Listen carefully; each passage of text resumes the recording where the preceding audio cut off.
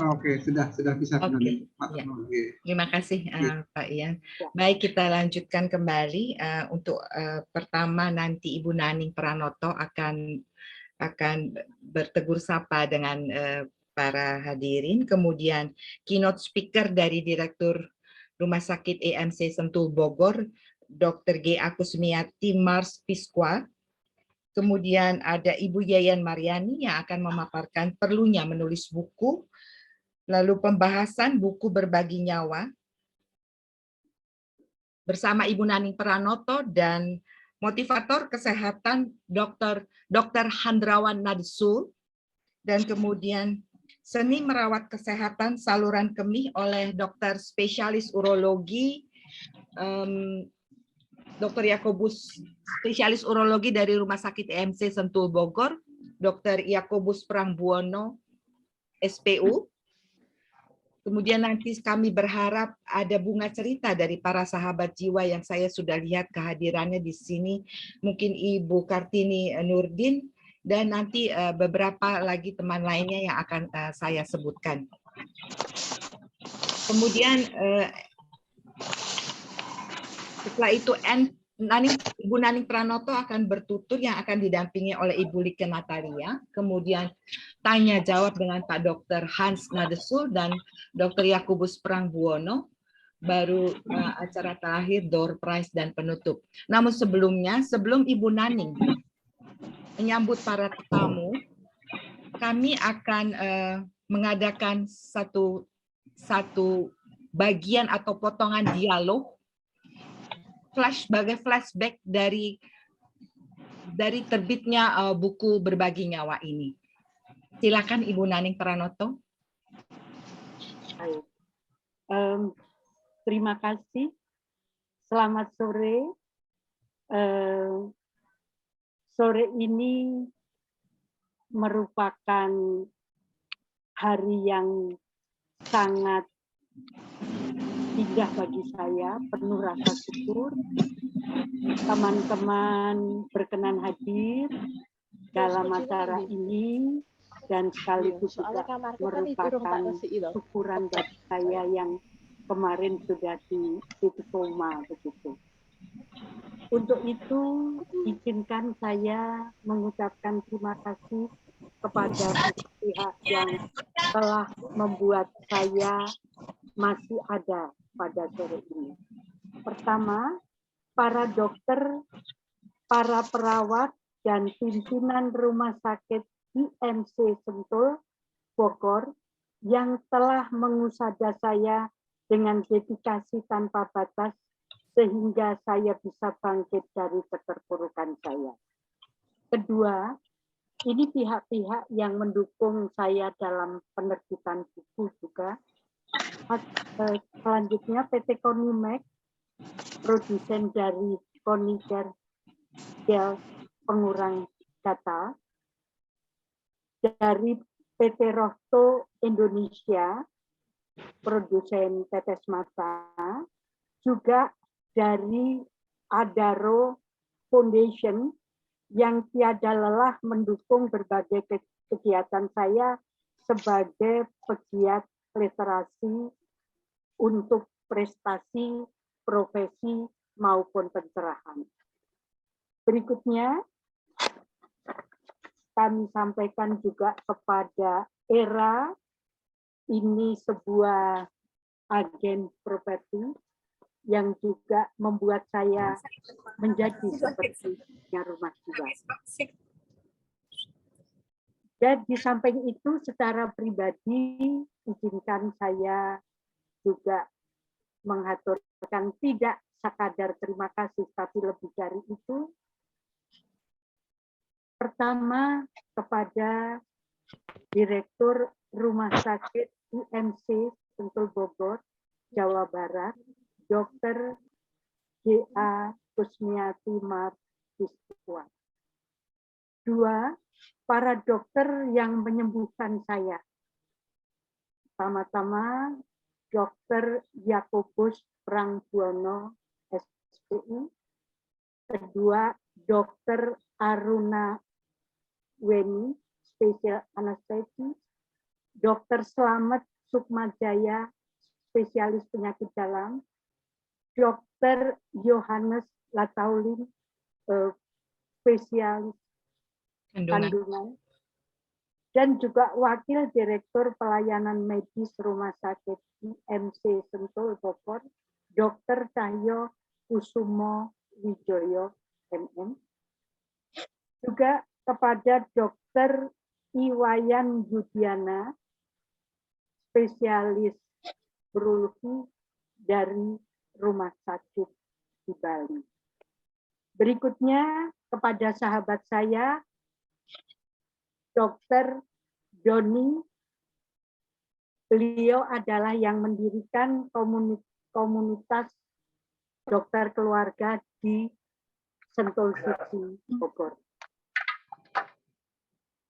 Berikutnya, orang yang sangat saya hormati dan juga termasuk guru saya, Dr. Handrawana Desul, seorang penulis buku sangat hebat, juga nyambi sebagai penyair. Ini seninya. Terima kasih Dr. Hans, panggilannya Hans, yang telah memperkaya pada saya. Jadi sebelum saya ke rumah sakit juga bertanya-tanya pada beliau. Terima kasih sudah mau menulis juga dalam buku saya dan nanti akan membahas. Saya ucapkan kepada Direktur Profto, tapi beliau tidak ada, sedang rapat dengan orang Jepang, barusan WA saya. Tapi saya juga mengaturkan terima kasih kepada pimpinan Yayasan Adaro yang sore ini diwakili oleh Bapak Haji dan Mas Alfi, saya lihat. Terus terima kasih juga kepada kakak angkat saya, apakah sudah ada beliau, Ibu Mira, yang sejak muda telah menyangga saya sehingga saya menjadi perempuan yang sangat kuat. Sahabat jiwa saya, Sinta Miranda, yang menemani saya pertama sekali saya menjerit-jerit. Juga kepada Yeni Fatmawati, seorang lawyer, tapi juga sedang ada rapat dadakan. Pada Didin Pradoto, tadi ada. Kepada Rince Pelo, kayaknya ada dari Melbourne. Kepada Ibu Asri, seorang kepala sekolah yang juga saya berteman puluhan tahun. Kepada Nila Gunawan yang menemani saya sejak sakit hingga hampir 1 tahun bersama saya. Kepada anak saya, Sunu Le, matur nuwun, sudah menemani Mbak Le. Juga kepada Pak Yan, yang juga tiada hentinya. Kepada teman-teman saya dalam bersastra, Ibu Kartini Nurdin tadi saya sebut. Matur nuwun, Mbak. Juga kepada Dr. Lis Wijayanti, SW, teman berjuang, dan beliau menulis buku bagus sekali. Kalau puisi bisa mengobati lara jiwa maupun batin, sama dengan saya. Juga penyair Kurniawan Junaidi, juga kepada teman-teman lainnya, Mas Adri, Bapak Julius,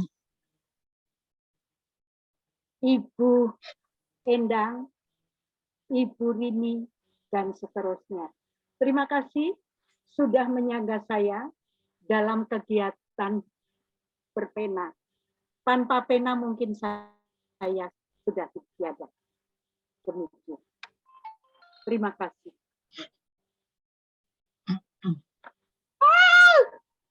Ada apa? Ada apa?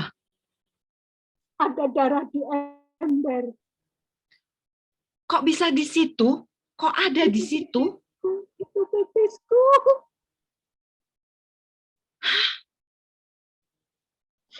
Itu nyeriku. Itu akibat sel-sel kanker menyerbuku. Itu yang membuatku dioperasi 3 kali dalam 20 hari. Itu pula yang membuat 5 organ di perutku diangkat. kandung kemih, rahim, indung telur, usus buntu, dan ususku dipotong dijadikan dompet. Dompet apa? Dan untuk apa? Itu dompet untuk pengganti kandung kemihku, penampung pipisku. Itu juga yang membuat perut kananku dilubangi. Stoma namanya. Stoma namanya.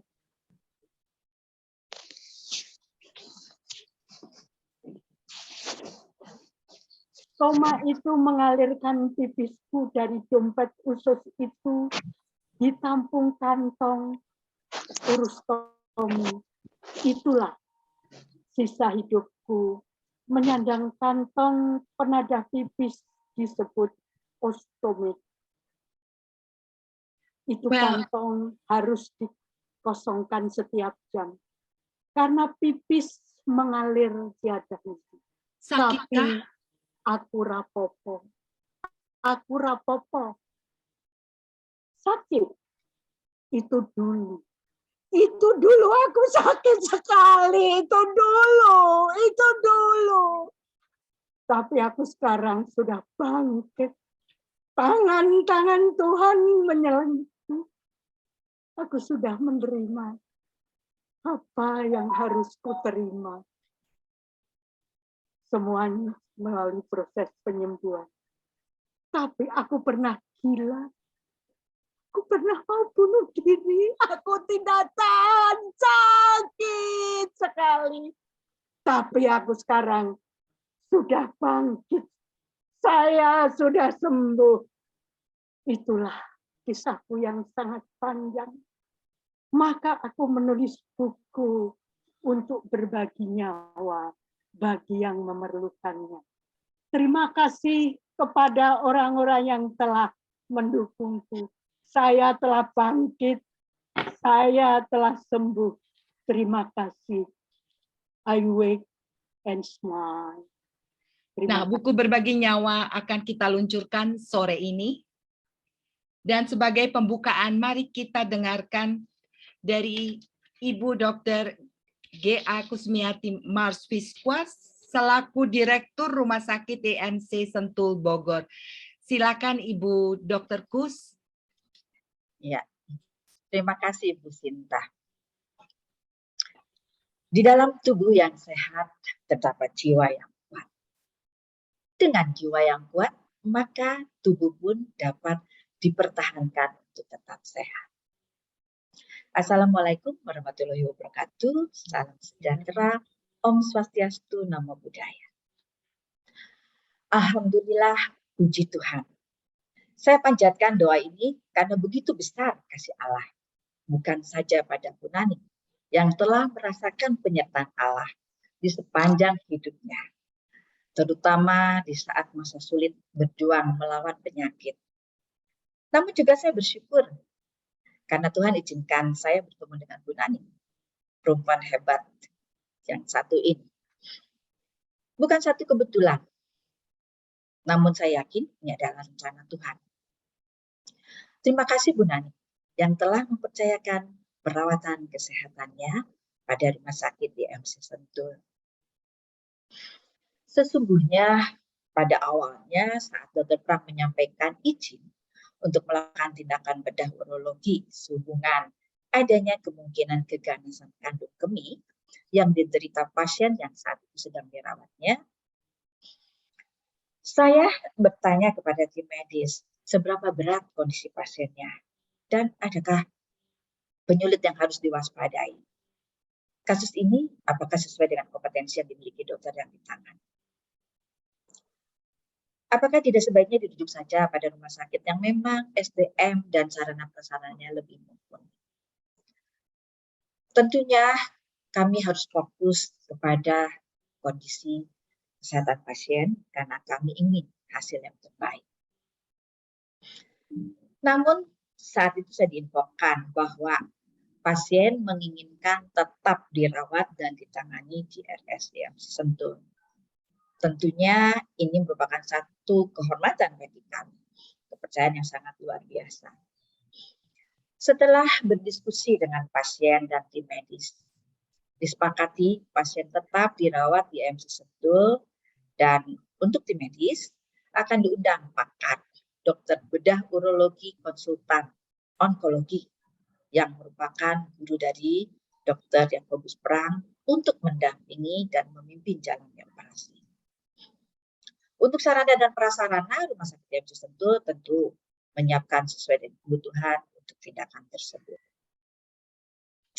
Singkatnya, setelah pakar konsultan urologi onkologi bersedia mendampingi tim bedah urologi Rumah Sakit IMC Sentul, lalu kami meminta izin pada Dinas Kesehatan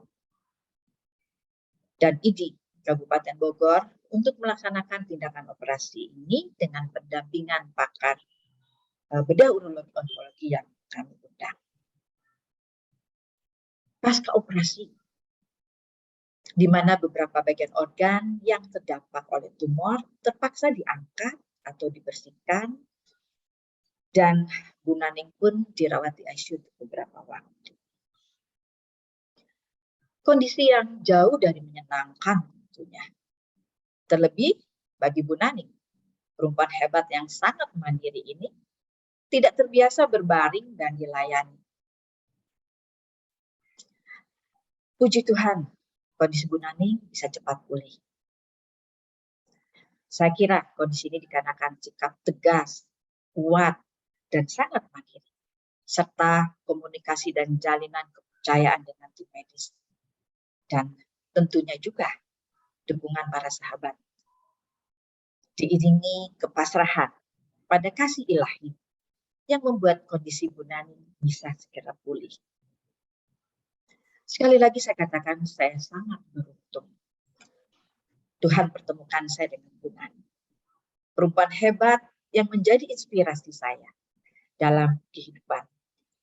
Kita harus terus berjuang, hadapi kondisi sesulit apapun dengan tegar dan percaya bahwa kekuatan kasih Allah akan memampukan kita melalui, menghadapi, dan menjalani badai kehidupan yang datang menerjang. Ini sesuai dengan apa yang ayahanda saya ajarkan untuk terus berjuang dan jangan pernah putus asa. Terima kasih Bu Naning yang telah menjadi contoh nyata di dalam kehidupan saya, bahwa hidup ini memang harus kita perjuangkan agar kita bisa jadi pemenang. Pribadi positif yang selalu melihat sisi positif orang yang ditemuinya. Perempuan hebat yang tidak pernah merasa atau menganggap dirinya hebat. Yang ada justru beliau terus berusaha menghebatkan orang-orang yang hadir di dalam kehidupannya. Perempuan hebat yang mandiri dan hidup teratur dengan disiplin diri yang kuat, termasuk pengaturan pola makan yang seimbang dengan ketat. Itu yang membuat beliau bisa cepat pulih. Sehat senantiasa Bu Naning. Teruslah menjadi inspirasi bagi setiap individu, khususnya bagi kaum perempuan.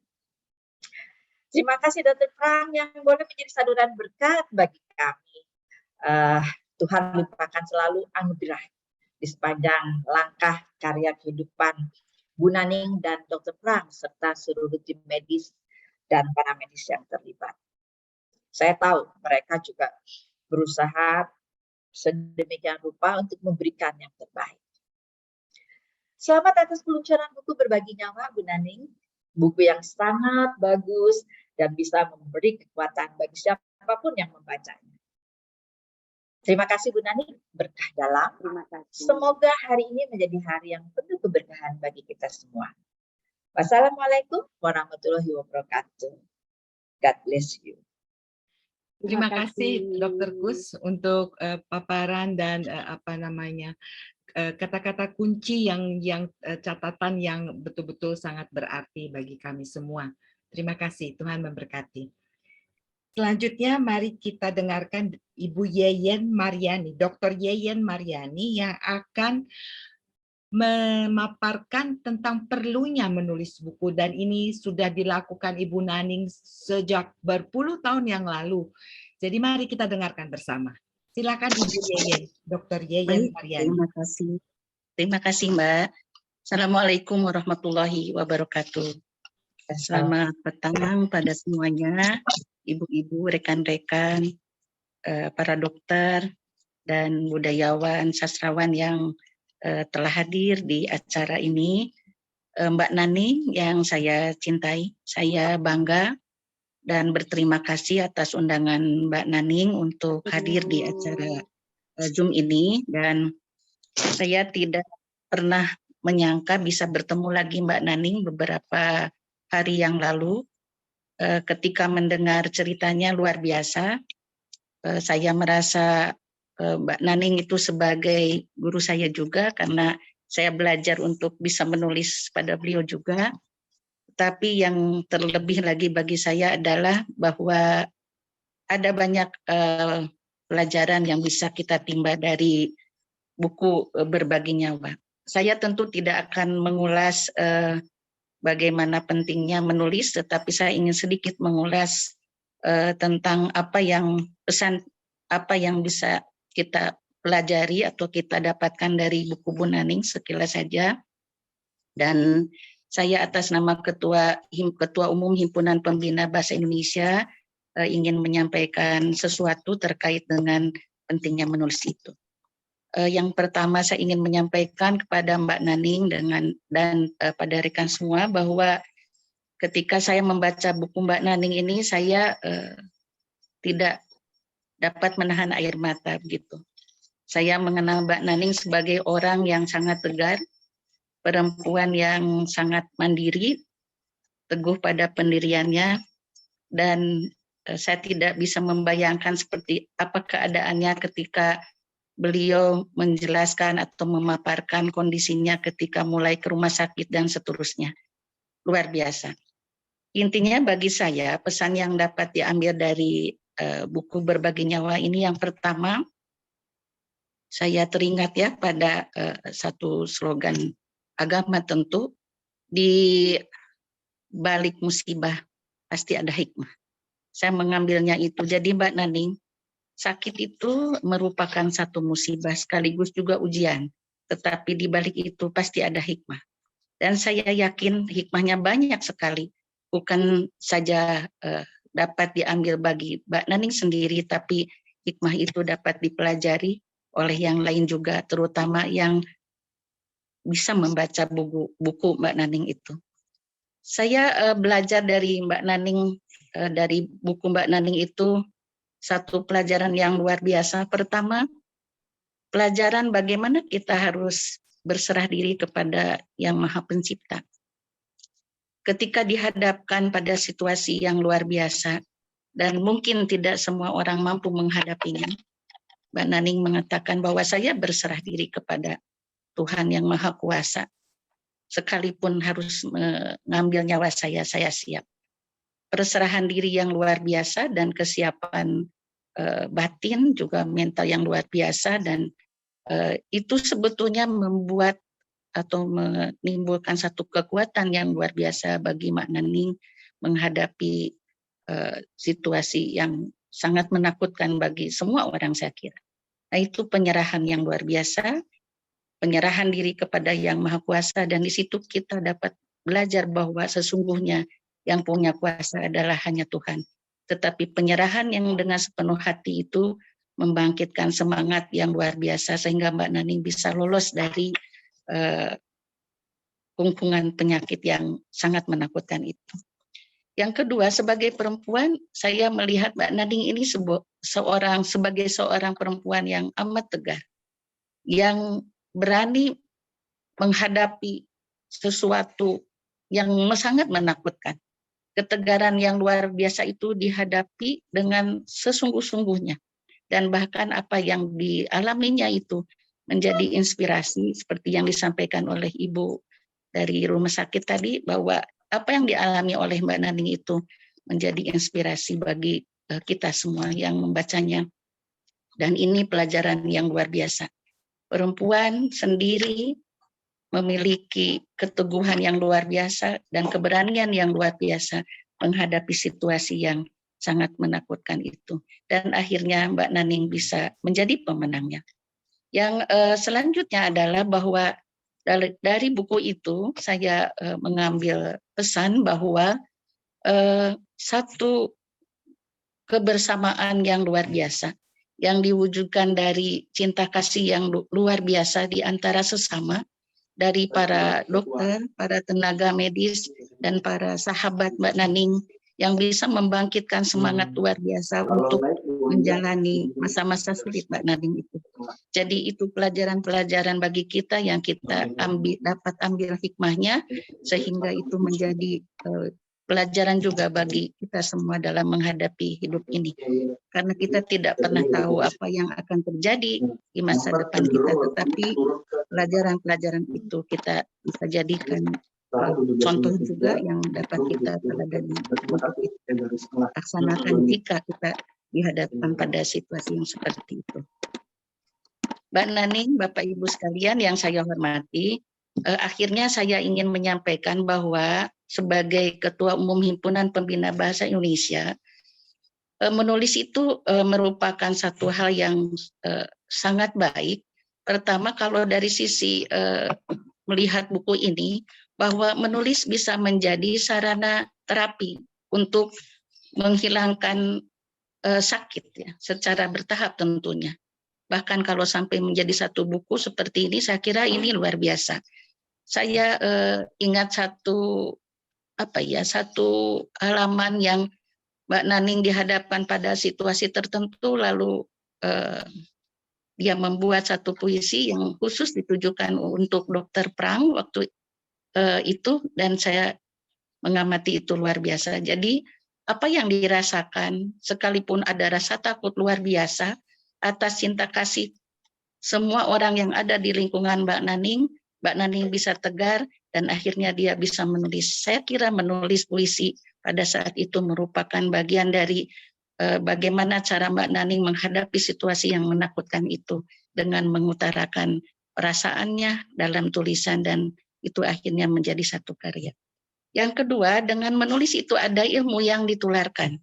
Saya tidak pernah membayangkan dan tidak pernah tahu apa yang disebut kantong air seni yang ditempel di perut itu, gitu ya. Sebagai orang awam dari bidang kedokteran, sekarang jadi tahu itu adalah ilmu bagi kami semua, bagi yang membaca buku ini, dan juga ilmu yang lain yang sebetulnya dapat diambil dari buku ini adalah bagaimana kita harus bisa menyikapi atau bisa memelihara kesehatan dan mengatasinya jika terjadi sesuatu terkait dengan kesehatan. Pesan-pesan dari dokter yang dituangkan dalam buku itu menjadi ilmu yang sangat berharga bagi para pembacanya, dan itu luar biasa. Yang selanjutnya ada inspirasi bagi perempuan seperti Mbak Naning, dan bagi kita sebagai kaum perempuan, saya kira bagaimana kita harus menjadi perempuan-perempuan tangguh menghadapi sesuatu apapun di dalam hidup ini, begitu. Dan sekaligus menjadi motivasi bagi kita semua, bukan hanya untuk menuliskan sebuah cerita atau pengalaman atau apapun, tetapi bagaimana menjadi buku itu menjadi motivasi bagi kita semua untuk tetap menjalani hidup dan berjuang untuk tetap bertahan menjalani hidup ini. Yang selanjutnya saya ingin menyampaikan Mbak Naning bahwa dari apa yang Mbak Naning catatkan menjadi sebuah buku yang diberi judul Berbagi Nyawa itu menjadi amal jariah sesungguhnya bagi Mbak Naning sendiri. Yang dapat Mbak Naning raih balasannya itu di dunia dan di akhirat nanti. Selama buku ini dibaca dan dimanfaatkan oleh orang-orang, dan selama orang-orang memanfaatkan ilmu yang diterima dari buku ini, itu akan menjadi amal jariah bagi Mbak Naning semua. Dan bagi saya sebagai orang yang bergerak di bidang pembinaan bahasa, saya tentu memberi apresiasi yang sangat tinggi kepada Mbak Naning, karena munculnya buku ini bukan hanya juga menggali atau bisa menciptakan pengarang-pengarang baru dari apa yang dicontohkan oleh Mbak Naning sebagai sastrawan pemula misalnya, tetapi juga dapat turut meningkatkan literasi masyarakat Indonesia, karena sebagaimana yang kita ketahui literasi masyarakat kita masih rendah dibandingkan dengan di negara-negara lain. Saya kira buku ini dapat memperkaya khazanah literasi atau buku-buku rujukan atau acuan atau buku bacaan di pengembangan literasi kita. Terima kasih Mbak Naning, saya bangga pada Anda. Semoga Anda semakin sehat dan kita semua sehat, dan juga para dokter semoga tetap sehat dan diberi kekuatan lahir dan batin untuk menolong orang-orang yang memerlukannya. Selamat kepada Mbak Naning dan tim untuk berbagi nyawanya, dan buku ini tentu akan diluncurkan sekarang. Selamat untuk semua. Wassalamualaikum warahmatullahi wabarakatuh. Terima kasih Dr. Yeyen Mariani untuk paparannya. Kita melangkah kepada pembahasan buku Berbagi Nyawa bersama Dr. Hendrawan Nadesul dan Ibu Naning Pranoto. Dr. Hendrawan, silakan, dan Ibu Naning.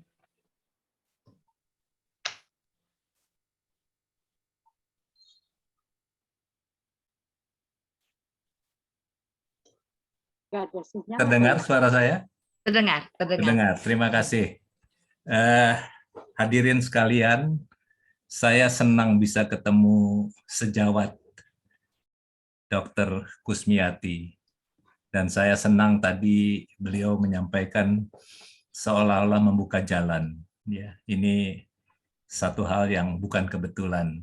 Saya percaya bahwa dalam hidup ini tidak ada yang kebetulan. Itu memang sudah digariskan semacam itu.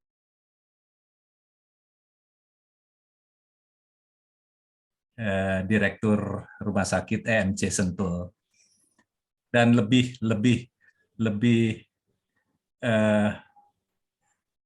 menggugah saya Dr. Prang, ya Dr. Prang. Kalau saya membaca semua ini dan saya membayangkan andai kata saya di posisi Naning, maaf saya biasa memanggil Naning karena kami bersahabat dari tahun 70 sekian lah, sudah lama. Jadi kalau saya di posisi Naning, saya belum tentu setegar ini, ya. Jadi setelah saya selesai membaca, saya merenung, kok bisa ya setegar ini. Jadi ini luar biasa, ya. Untuk Dr. Prang, terima kasih. Anda cermat, ya. Anda telaten dan Anda berhasil.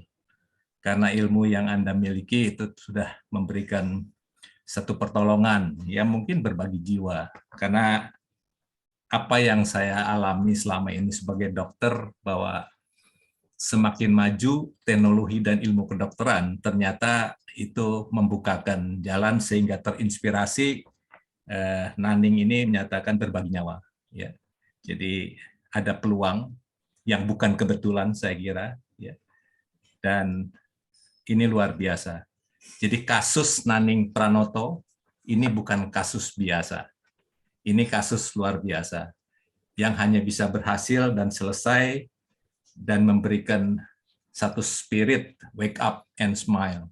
Ini saya kira ungkapan bahwa kesimpulan dari seluruh yang dialami, pengalaman yang mungkin juga tidak setiap orang akan alami, menyimpulkan wake up, dan kita tersenyum. Itu satu resume dari testimoni seorang yang menghadapi kondisi kasus yang saya kira bukan kasus biasa. Juga kepada sejawat yang hadir di sini, barangkali Dr. Yohanes Taulin yang belum saya kenal, salam kenal. Dan kalau saya mengikuti tadi, menyimak apa yang disampaikan Ibu Yeyen, itu sebetulnya sudah sebagian membedah, ya, sebagian membedah. Nah, kalau saya ingin menelusurinya dari segi medis barangkali, ya, bahwa kasus seperti ini mungkin ya tidak ada yang persis sama seperti ini.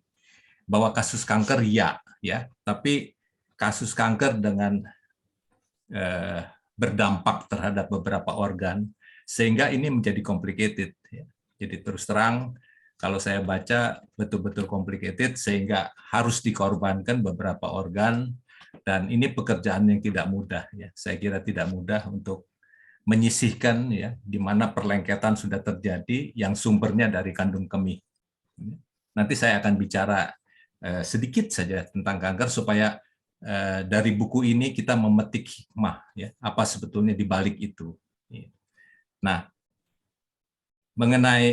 mengenai sosok Naning sendiri, ya, bahwa betul tadi disampaikan oleh sejawat Dr. Kusmiati, ini sosok yang tangguh, ya, sosok yang tegar, dan saya persis tahu dari sejak awal, ya, awal menulis dan sebagainya, saya akan mencoba untuk menelaah bahwa dalam sosok Naning Pranoto ini ada 10 karakter yang mungkin ya, mungkin buat kita ini satu hal yang luar biasa. Naning ini punya cinta kasih yang besar ya. Punya rasa syukur ya. Kita tahu sekarang dunia itu membutuhkan sikap bersyukur. Karena dunia tidak lagi mengejar apa yang ada di dunia. Jadi dunia sekarang mengejar happiness. Nanti saya akan bicara tentang happiness karena di buku ini juga ditulis ya, ada 4 hormon kebahagiaan ya, dikutip ya, dopamin, oksitosin, serotonin, dan endorfin. Itu makanya tadi kesimpulan wake up and smile saya kira memang mencakup seluruh itu. Nah, selain bersyukur ada compassion. Jadi saya tidak terlalu dekat bergaul, tapi saya menyimak sekali apa yang ditulis, apa yang dibuat, apa yang dilakukan oleh Naning. Ya, ada compassion, ada teposeliro. Kemudian ada kemurahan hati, ya, kemurahan hati. Bagaimana tidak kalau Naning ini terus kemana-mana, merambah kemana-mana, ke sekolah-sekolah, ke orang-orang susah, ke bawah. Ya. Saya kira karakter ini pun ada pada sosok Naning Pranoto. Ada forgiveness ya, jadi ada pengampunan ya, pengampunan. Saya dengar cerita sendiri pengalaman dia ya dengan keluarga sebagaimana, dan dia sampai pada titik ya saya harus ampuni ya, karena banyak mungkin terjadi kasus-kasus kejadian peristiwa dalam keluarga, dan sikap pengampunan ini barangkali yang mencoba dia untuk bisa bertahan sampai hari ini. Selain itu hope ya, hope. Saya melihat bahwa sosok Naning itu punya harapan ya. Kalau hidup tanpa harapan, sekecil apapun tantangan, cobaan, itu sukar untuk kita lewati. Nah, selebihnya faith ya, dia yakin sekali. Tentu tadi sudah diungkap oleh Ibu Yeyan ya. Jadi sejawat Kusmiati juga sudah mengatakan kalau bukan ke atas ya, kalau bukan karena langit, bagaimana kita bisa bertahan sampai hari ini. Ya. Lalu tentu friendship, ya. Semua tahu, teman-teman Naning ini tahu, ya nilai persahabatan itu, ya kita tahu. Dia punya rasa persahabatan dengan siapapun. Nah ini saya juga merasakan seperti itu. Nah, yang ke-9 itu trust. Jadi ada trust, ya ada rasa sangat percaya dengan apapun, termasuk dengan kuasa doa, saya kira. Jadi sekarang ramai dibincangkan di dunia bahwa ada kekuatan positif, ada vibrasi ya yang merefleksikan ya, apa yang kita lakukan, bahwa orang yang bersikap berbuat berkata benar, yang bersikap berkata berbuat baik, itu punya vibrasi yang kuat. Saya mengalami ketika di Singapura ketemu seorang supir taksi, seorang uncle ya umur 70-an kira-kira, dia bertanya kepada saya, langsung pakai itu ya. Pak, kenapa jangan ditekan. Dalam hidup ini ada orang-orang yang ketika dia menghadapi kesusahan, menghadapi musibah, tidak ada orang yang menolong. Tapi di sisi lain, ada orang-orang yang ketika dia menghadapi kesulitan, kesusahan hidup apapun, selalu ada tangan yang terulur.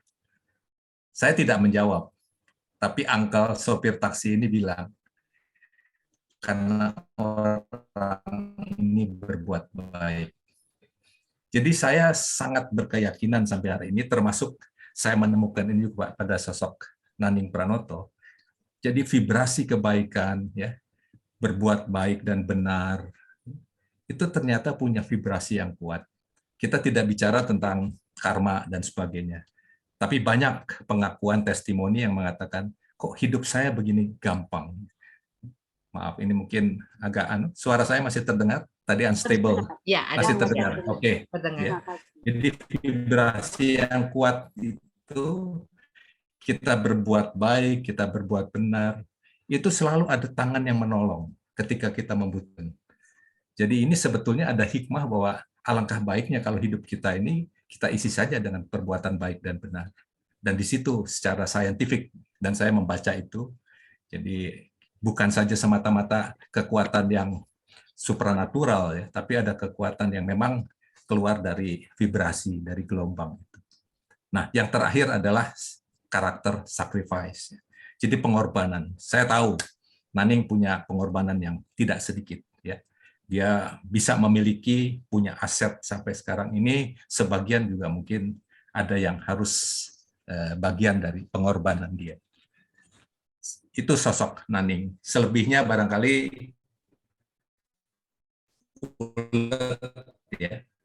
ulet, ya, punya fighting orang generasi dulu itu sudah tersisih.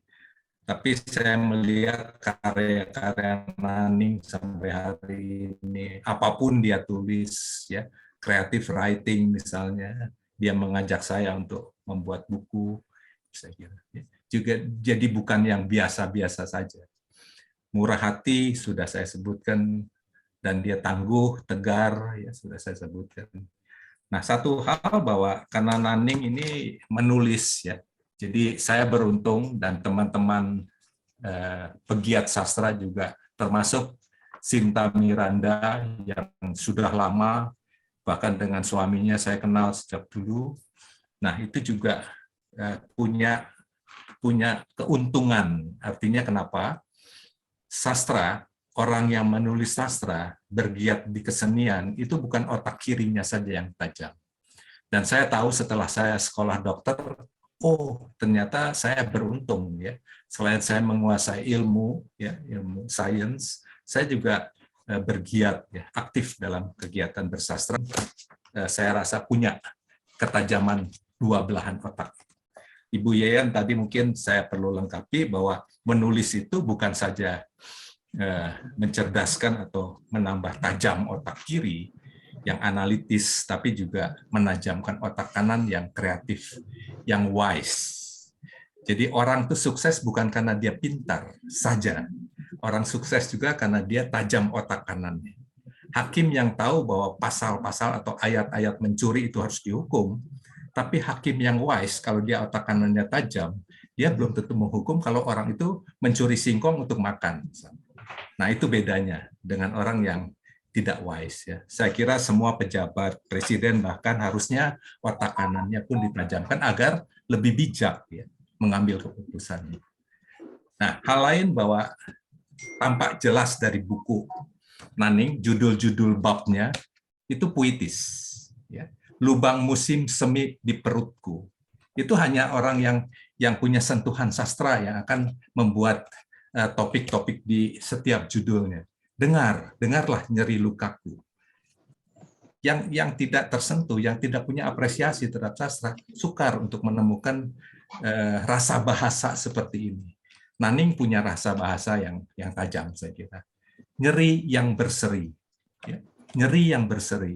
Selain puitis, ada sesuatu lah yang terasa enak. Buah ingkar janji. Ini saya kira yang tidak setiap orang yang mungkin tidak tersentuh atau apresiasi terhadap sastra menemukan, ya, ungkapan-ungkapan seperti ini. Di balik rahim jelita. Ini topik-topik dari judul ini. Itu setiap bab itu ada quote-quote yang saya kira mengena sekali dengan apa yang akan disampaikan. Ya. Yang lain adalah jinkan aku tidur dari emasmu. Indah sekali, indah sekali. Jadi itu ada kepasrahan, tapi ada permohonan, ya, tapi tegar gitu. Ya. Saya kira itu barangkali. Nah, dari segi medis saya ingin sedikit saja menyampaikan bahwa kanker ya secara keseluruhan itu sebetulnya bisa kita cegah. Tapi dalam buku ini Naning mengaku bahwa ini diwariskan. Tapi bahkan ada satu studi, ada beberapa studi, bukan satu studi, bahwa walaupun kita punya bibit kanker, ya, bibit kanker ini batal untuk muncul kalau kita tetap melakukan gaya hidup sehat. Itu yang selalu saya sampaikan setiap kali saya memberikan seminar, bahwa bibit kanker yang kita bawa belum tentu dia manifest, belum tentu mengejawantah kalau gaya hidup kita sehat. Misalnya contoh, kanker payudara, BRCA, ya, bibitnya BRCA1, BRCA2, bibitnya ada. Tapi kalau wanita dengan bibit kanker payudara, dia gaya hidupnya sehat, makan daging dan lemaknya tidak berlebihan, dan banyak sekali rutin melakukan olahraga, itu dan semua makanan yang mengandung karsinogenik, jadi food aditif misalnya, dengan 3 itu kanker belum tentu muncul. Sebaliknya orang yang tidak punya bibit kanker sekalipun, tapi gaya hidupnya selebor, ya, hidup selebor, dan terutama konsumsi daging merah, konsumsi lemak, dan food aditif, semua makanan olahan yang sebetulnya sekarang WHO sudah melarang, ya, semua jajanan itu, termasuk bahan-bahan kimia yang ada di makanan, itu mestinya kita bisa terhindar dari kanker apapun. Khusus untuk kanker kandung kemih, nanti mungkin sejawat Dr. Prang, ya, Buwono akan menyampaikan lebih dalam. Tapi satu yang saya pernah baca, bahwa kanker kandung kemih itu antara lain dicetuskan oleh konsumsi gula pasir. Jadi gula pasir seberapa bisa kita hindarkan, ganti dengan madu. Ya, kalau ada gula pasir, ada madu, kita pilih madu. Semua kita kembali ke alam. Kalau ada donat, ada ubi rebus, kita pilih ubi rebus. Karena itu yang dipilih oleh orang-orang yang sekarang umurnya, life expectancy-nya, umur harapan hidupnya di dunia paling tinggi adalah orang-orang Jepang di Okinawa. Jadi penduduk Okinawa ini centenarian, umurnya 100-an tahun. Kita belajar dari sana. Dia hidupnya persis seperti pola makan nenek moyang kita. Masih terdengar? Unstable. Masih terdengar? Sinta? Masih Ya. terdengar. Jadi, nah, Harvard, sekolah kedokteran Harvard belajar 25 tahun dari Okinawa, dari rakyat Okinawa, masyarakat Okinawa. Dan mereka sebetulnya pola hidupnya persis seperti nenek moyang kita, yaitu makannya warteg. Jadi makanan warteg itu yang diminta oleh tubuh. Kodrat tubuh kita itu membutuhkan makanan warteg, bukan beef stick, bukan sosis, bukan burger, bukan ham, bukan semua menu olahan, tapi persis yang seperti nenek moyang kita makan, nasi 1 piring, tahu, tempe, ikan, ya, mungkin telur, ya, daging sepotong, sayur lodeh, sayur asam. Tapi generasi sekarang, ya, termasuk mungkin Bapak Ibu sekalian yang hadir, itu mungkin sudah menjauh dari pola jenis makanan yang seperti itu. Mana anak-anak generasi sekarang mengenal lodeh? Kalaupun diperkenalkan, mungkin juga tidak memilih lodeh, tapi memilih yang lain. Dan ini satu keprihatinan buat saya. Jadi sekali lagi, ya, saya tidak menafikan bahwa Naning sudah terlanjur kanker karena salahnya dia, ya tidak. Tapi memang ini pembelajaran. Maka tadi Bu Yayan katakan di setiap musibah ada hikmah. Ya. Dan saya mau menyampaikan ini, mudah-mudahan ini tidak dialami, ya, oleh yang lain. Jadi sekali lagi buku ini testimoni sebetulnya. Testimoni yang bagus sekali, yang harus dibaca oleh banyak orang, karena banyak sekali pembelajaran di sini. Bukan saja pembelajaran bahwa ini ditulis secara sangat komprehensif, ya, sangat lengkap, dan sangat ada emosi. Ya. Jadi tulisan yang kering tentu tidak menyentuh. Ini karena ada emosi, ya, sehingga menyimpulkan wake up and smile. Saya kira ini luar biasa. Jadi selamat, dan saya ikut senang bersyukur pada Naning sudah sembuh dan sudah hidup kembali. Ya. Saya kira itu, Sinta. Ya, Terima kasih. Terima kasih Mas Hans, terima kasih Ya. untuk semua paparan yang indah. Sebagai sahabat mungkin lebih dari 40 tahun. Terima kasih banyak Mas Hans. Ya. Baik, kini kita beranjak ke seni merawat kesehatan saluran kemih oleh Dr. Yakobus Prangbuwono, dokter yang juga puji Tuhan saya sudah kenal baik. Silakan Dokter Prang, saya biasa memanggil beliau Dokter Prang dari Rumah Sakit EMC Sentul Bogor. Halo Dokter Prang. Selamat sore. Suara saya Dokter.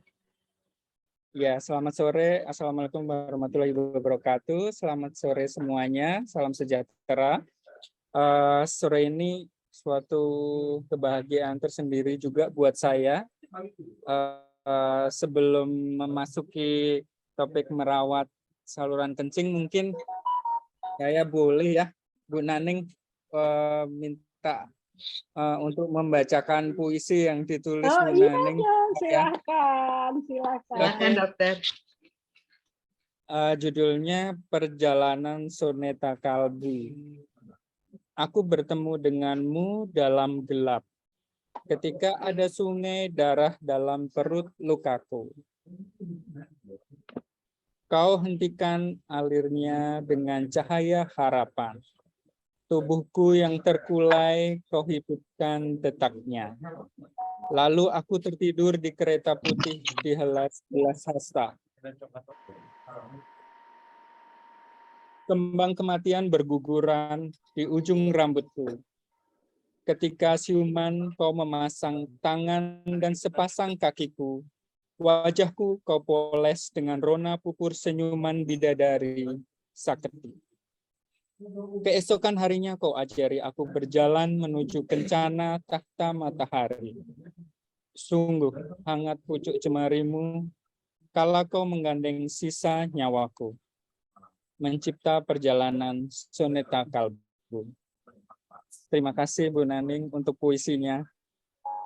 Seperti yang saya bilang, biasanya saya dikasih makanan atau baju, tapi kali ini saya dikasih puisi, suatu kehormatan yang luar biasa dan kesempatan yang luar biasa yang sudah Tuhan berikan kepada saya bertemu dengan Ibu Naning yang menginspirasi saya dan yang lainnya. Suatu kehormatan saya bisa membantu menyelesaikan permasalahan kesehatan yang Bu Naning hadapi. Dengan ilmu yang saya berikan, dengan cinta yang saya punya, dengan saya punya untuk kesembuhan Ibu Naning. Pada dasarnya, secara general saja, saya akan menyampaikan bahwa selalu ada harapan di setiap permasalahan atau perjalanan hidup kita, apapun itu. Asal kita mau berjuang. Pada saat Bu Naning menghadapi masalah itu, saya bilang bahwa mari kita berperang. Saya akan menjadi sekutu Anda. Saya akan menyiapkan senjata dan pasukan yang diperlukan, yang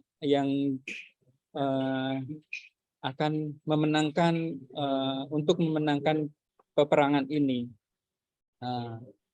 Kemudian ternyata Bu Naning sanggup dan saya hanya menjadi perantara untuk menyelesaikan masalah beliau dengan fasilitas yang sudah diberikan oleh Rumah Sakit EMC Sentul, dengan segala kemudahan dan support yang luar biasa, terutama kepada Ibu Direktur. Saya mengucapkan terima kasih Dr. Kus untuk supportnya, Dr. Cahyo untuk supportnya, juga kepada tim medis yang lainnya, serta kepada para perawat yang telah membantu saya untuk menyelesaikan masalah Bu Naning dan menyembuhkannya, membantu proses penyembuhan Bu Naning. Dan pada sore ini, kesempatan sore ini, mungkin saya akan menyampaikan bahwa tidak ada yang nggak bisa diselesaikan meskipun kita divonis dengan kanker, asalkan yang pertama kita mendiagnosa dengan benar, menangani dengan baik, kemudian kita follow up atau kita kontrol setelah tindakan. Itu yang penting. Tapi yang paling penting adalah kemauan tekad baja dari pasien bahwa dia mau sembuh. Dokter yang hebat, rumah sakit yang hebat, tidak ada artinya kalau pasien tidak mau. Pada beberapa pasien, kadang-kadang saya merasa sedih apabila pasien-pasien saya belum bersedia untuk melakukan tindakan yang harusnya dilakukan, dan bagi saya itu adalah kegagalan saya untuk belum bisa memotivasi pasien-pasien saya yang pada kasus seperti Bu Naning. Buat saya adalah kesembuhan pasien adalah yang utama, karena pasien saya akan melewati hari selanjutnya dengan nyaman. Mungkin Bu Naning bisa menceritakan di dalam buku ini apabila para pembaca membacanya bahwa beliau mendapatkan hidup kembali hari-harinya dengan ya seperti sebelum mengalami kandung kemih atau mengalami operasi, dan mungkin malah hidupnya akan lebih berarti atau bermakna karena beliau melewati suatu proses peperangan yang sungguh sangat luar biasa perjuangannya. Untuk ilmu masalah saluran kencing mungkin simpel saja, bahwa apapun permasalahannya, apapun problemnya, sekecil apapun, bahwa itu adalah tanda dari tubuh terhadap suatu kejadian di tubuh kita. Bagaimana kita aware, bagaimana kita peduli dengan tanda itu, apakah nyeri, apakah kencingnya merah, atau apakah kencingnya sering, sekecil apapun itu adalah sign atau tanda dari tubuh kita bahwa ada sesuatu yang tidak beres. Pasti harusnya apabila Bapak Ibu mengalami tersebut, maka harus segera ke dokter, terlebih karena saluran kencing harus ke dokter urologi. Kadang-kadang pasien akan mungkin tersesat ke dokter yang lain, seperti yang Ibu Naning jalan, atau akan bertemu dengan dokter atau akan bertemu dengan dokter yang mungkin belum klik gitu. Nah, nanti pasti akan bertemu. Semoga Bapak Ibu mempunyai kesempatan yang sama seperti Bu Naning, mendapatkan kesempatan emas dari Tuhan, bertemu dengan tim yang solid yang mampu mensupport kesembuhan Bu Naning, sehingga mampu mendiagnosa, menerapi, maupun memberikan motivasi sehingga mendapatkan kesembuhan. Mungkin seperti itu, Bu Sinta. Pada sore hari ini kembali saya mengucapkan selamat untuk peluncuran bukunya. Terima kasih atas puisi-puisinya. Dan saya selalu, setiap pasien saya selalu bilang bahwa saya punya contoh, saya punya motivator, saya punya buku yang bisa memberikan semangat untuk pasien-pasien saya untuk mendapatkan kesembuhan seperti Bu Naning. Begitu. Terima kasih. Selamat sore Bu Naning, selamat sore dan semua yang hadir. Terima kasih Dr. Yakobus Prang untuk paparan semuanya, dan sejak saat itu Dr. Yakobus Prang telah menjadi sahabat jiwa Ibu Naning yang betul-betul menjadi panutan lah buat Ibu Naning juga, dan buat saya tentunya. Begitu. Terima kasih banyak Dr. Prang. Baik. Sama-sama. Baik, sebelum kita lanjut ke satu atau dua mata acara, saya berharap barangkali Ibu Kartini Nurdin dapat men-share sedikit saja, mungkin dalam 1-2 menit, apa yang bunga cerita dari seorang sahabat yang juga sudah puluhan tahun bagi Ibu Naning begitu. Mungkin ada Ibu Kartini Nurdin, ada Ibu Lis Wijayanti. Ibu Kartini Nurdin, saya silakan. Ya, baik Mbak Sinta, terima kasih banyak, suatu kehormatan bisa bergabung di acara peluncuran bukunya Mbak Naning sore hari ini. Selamat sore, Assalamualaikum warahmatullahi wabarakatuh.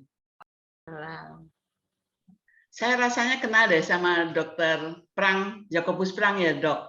Iya. Gimana kenalnya? Rasanya dokter praktek di RSUD Cibinong ya, Dok? Yes. Iya. Yes. Nah, kamu ketahuan. Ketahuan nih. Ya, saya kalau gitu saya memang Dokter Jakobus Prang ini memang luar biasa. Saya ingat betul bahwa saya jarang sekali sakit dan saya ke dokter di RSUD Bogor itu, RSUD Cibinong itu memang tadi ya pipis yang itu suatu pertanda nggak sehat ya. Obat ini, obat itu nggak cocok. Rupanya memang harus diteliti bahwa ini tidak cocok dengan obat itu. Dan Dokter Prang ini, Dokter Jakobus ini sangat enak diajak diskusi, Mbak Naning. Jadi seperti teman loh, ini dokter kok seperti itu gitu loh. Nah, itulah kira-kira. Makanya tadi saya chat Mbak Sinta, apakah Dokter Prang itu praktek di Cibinong, RSUD Cibinong? Rupanya iya, betul. Jadi memang enak sekali beliau. Terima kasih Dokter Prang sudah ikut memberikan semangat pada Mbak Naning. Mbak Naning adalah memberi semangat dan menjadi sehat ya Mbak Naning ya. Orang yang sehat Mbak Mayu. Baik Bapak Ibu, terima kasih banyak. Ya Mbak Naning Pranoto itu sudah lama saya kenal, menjadi sahabat, teman, dan sebagai penerbit Obor saya senang sekali Mbak Naning ada 7 karyanya di Obor, ya, termasuk ada tulisannya Writing for Therapy ya Mbak Naning ya. Rupanya ya itu yang terbit tahun berapa ya? 2015. Oh ya 2015. Bukunya laris toh. Sementara ya, sementara Mbak Naning sendiri menulis di Obor sejak tahun 2005 kalau tidak salah. Jadi udah 7 tahun. 7 buku dan kalau saya mengenal Mbak Naning itu lebih dari 30 tahunnya Mbak Sinta ya, Bu Sinta. Ya. Dan saya kira tulisan Mbak Naning sendiri itu juga memberikan dorongan untuk membuat Mbak Naning sembuh ya. Juga sehingga menghasilkan karya yang sekarang ini berbagi nyawa. Syukur alhamdulillah Mbak Naning sekarang sembuh. Saya ingat bagaimana Mbak Naning menelpon saya, menangis dan putus asa, dan saya sedih juga karena nggak bisa apa-apa, nggak bisa memberikan bantuan apa-apa, hanya memberikan semangat, harus kuat, harus percaya kepada yang Maha Kuasa. Nah itu saja yang bisa saya berikan bantuannya kepada Mbak Naning, nggak ada yang lain-lain.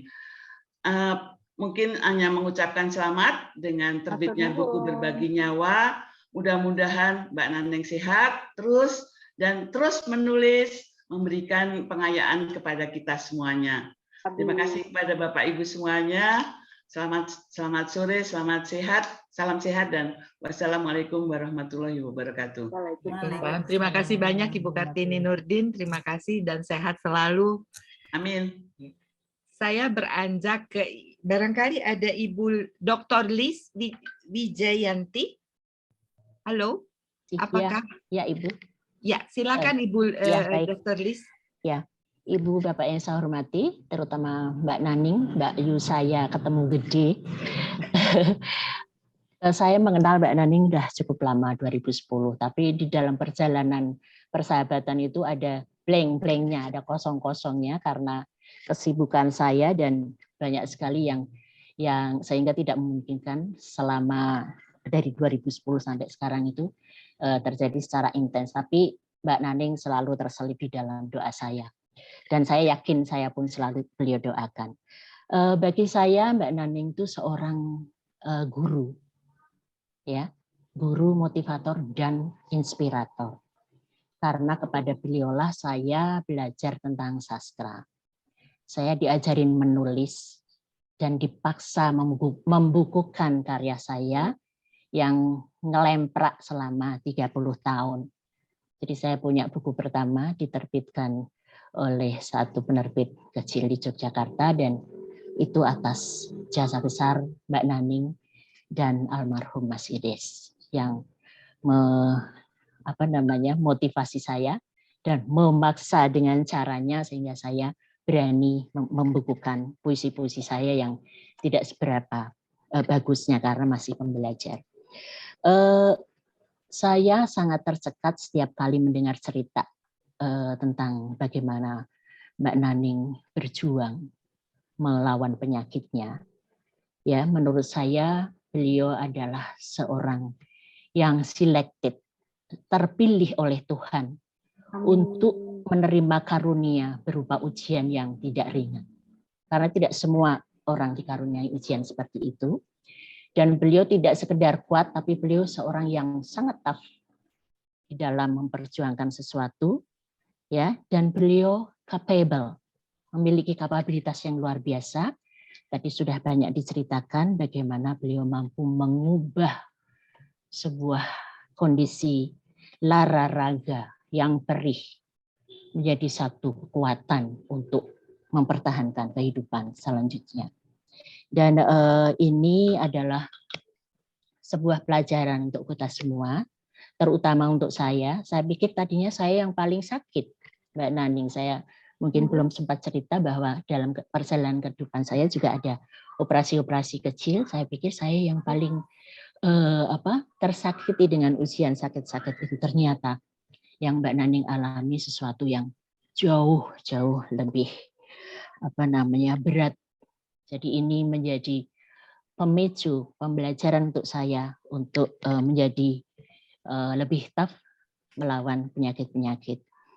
Kemudian saya juga belajar tentang bagaimana mengkonsumsi makanan sehat dari beliau.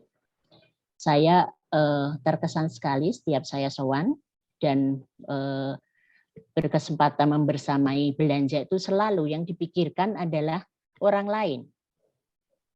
Jadi saya dipikirkan nomor 2 setelah para kucing kesayangan. Jadi kalau ke supermarket itu pasti yang diutamakan mau membelikan makanan untuk para kucing dengan nama-nama yang indah. Mohon maaf Mbak, sudah lama nggak sowan, jadi saya agak lupa nama-namanya. Jadi pakan sehat untuk kucing itu diutamakan, kemudian saya selalu ditawarin mau bawa apa nanti kalau pulang, dan baru beliau mencari keperluannya sendiri. Ini adalah sebuah teladan yang luar biasa bahwa kita itu, hidup kita akan berarti ketika apa yang kita lakukan tuh bermanfaat untuk orang lain. Nah, saya mungkin mengajak Mbak Naning untuk ini Mbak Naning kalau berkenan mengkonsumsi sayuran-sayuran yang juga memiliki potensi sebagai tanaman obat, karena puluhan tahun saya berkutat sebagai peneliti. Bukan peneliti Mbak, saya bukan peneliti, tapi saya memiliki sejumlah kawan, mengkoordinir sejumlah peneliti ketika itu. Ya. Karena saya birokrat murni pada waktu masih bertugas, ini udah pensiun dan tidak pernah sempat menjadi peneliti karena ngurusin begitu banyak peneliti dengan keahlian khususnya teknologi pangan dan kesehatan. Jadi dalam keseharian saya sudah cukup lama mengkonsumsi daun sambung nyawa. baik untuk jus dicampur dengan dengan susu kedelai kadang-kadang, ya. Kemudian atau dilalap sebagai bagian dari lalapan. Nanti kalau berkenan saya bisa kirimkan bibitnya. Kan Mbak Naning halamannya penuh dengan tanaman berkhasiat. Jadi saya kira semoga dalam waktu yang tidak terlalu lama bisa sowan kembali Mbak, karena saat ini meskipun pensiun saya orangnya seperti Mbak Naning kan muridnya ya. Seperti Mbak Naning nggak bisa diem juga. Sudah pensiun total beberapa tahun ini, tapi sesekali UI masih meminta saya untuk menguji para kandidat doktor, terutama mereka yang mendalami ilmu lingkungan dan juga teknik kimia. Demikian sekelumit kisah saya tentang Mbak Naning. Terima kasih Ibu guruku yang sangat baik, motivator dan inspiratorku. Terima kasih selalu memotivasi saya untuk berbuat jauh lebih baik lagi. Terima kasih. Terima kasih Dr. Lee, salam sehat selalu. Mari sekarang kita dengarkan Ibu Naning Pranoto bertutur didampingi oleh Ibu Like Natalia. Nanti beliau akan menjelaskan siapa Ibu Like Natalia ini. Silakan. Baik, selamat sore semuanya. Sebelum mulai saya mau mengaturkan dulu. Halo Dek Naning dari Belgia, Dek Yalti, Melbourne, dan beberapa teman, Ibu Rince, Ajeng, dan sebagainya. Terima kasih sudah mau hadir, menyempatkan. Terus kepada teman-teman yang hadir mau dapat buku semua berbentuk digital. Semua nanti untuk menghubungi nomor yang biasa, atau nanti dengan Bu Sinta, kami akan kirimkan segera bukunya, tapi kalau agak lambat-lambat ya minta maaf, tapi Senin saya jamin beres, nanti saya melek ya, saya ini kenapa bisa kami bagikan, karena saya didukung, tadi sudah saya sebut, dari PT Konimed, dari rumah sakit IMC Sentul, terus dari Yayasan Adaro, dari PT Rokto. Ini memang cita-cita saya, buku bisa saya bagi sebanyak-banyaknya siapa yang mau. Terus juga terima kasih sampai hari ini penderita kanker sudah menghubungi saya 20 orang. Siap, nanti saya akan dibantu sahabat saya, Ibu Karolin. Halo Ibu Karolin, katanya mau bantu jawab-jawab. Nanti saya jawab, mau membuat saluran khusus gitu. Monggo, saya senang sekali. Terus kepada teman-teman yang tidak saya sebut namanya, saya sangat meminta maaf ya. Dr. Han, terima kasih, tapi Anda kekurangan menyebut saya galak, kok belum ada, tapi saya tunggu-tunggu. Dari ini galak wonge, tapi nggak apa-apa. Saya betul-betul tidak merasa galak. Mungkin terlalu tegas, tidak cocok bagi orang Jawa rusak. Tapi nggak apa-apa. Kenapa saya bisa bertahan sampai hari ini? Kalau saya tidak punya ketegasan, saya sudah jadi sampah. Nah, kepada teman-teman, saya tidak usah bicara panjang lebar. Saya cuma mau mengatakan begini. Kenapa pada akhirnya saya bisa bertahan? Waktu itu saya bukan takut mati. Saya tidak kuat sakitnya. Sakit seperti diiris-iris silat yang tiada henti. Kalau mati saya sudah bilang kepada karena saya sudah siap mati dan satu hal nggak punya utang pada siapapun. Kecuali utang budi yang tidak bisa saya bayar tentunya. Tapi kalau berupa itu ada kakak saya, tapi kayaknya tidak hadir, dia membantu saya banyak dalam menegakkan pilar ini. Terus saya ketemu Dr. Prang. Tapi ini cuman sedikit ya saya sampaikan. Saya sebelum ketemu Dr. Prang itu ketemu dokter spesialis sama dengan Dr. Prang, tapi mungkin waktu ketemu saya sedang mabuk barangkali. menatap saya pun tidak. Kalau yang kenal saya tentu tahu, kalau saya sedang sehat sudah kayak apa itu dokter ya. Tapi waktu itu saya sudah tidak ada tenaga untuk menyerang dia, protes pada dia. Saya diam dan sejak itu kesabaran saya turun dalam hidup ini. Sampai teman saya bilang, "Ning, makan apa setelah sakit lo bisa sabar?" Saya jujur, penyakit saya membuat saya dekat kepada Tuhan setiap bangun. Tidak hanya setiap nafas saya.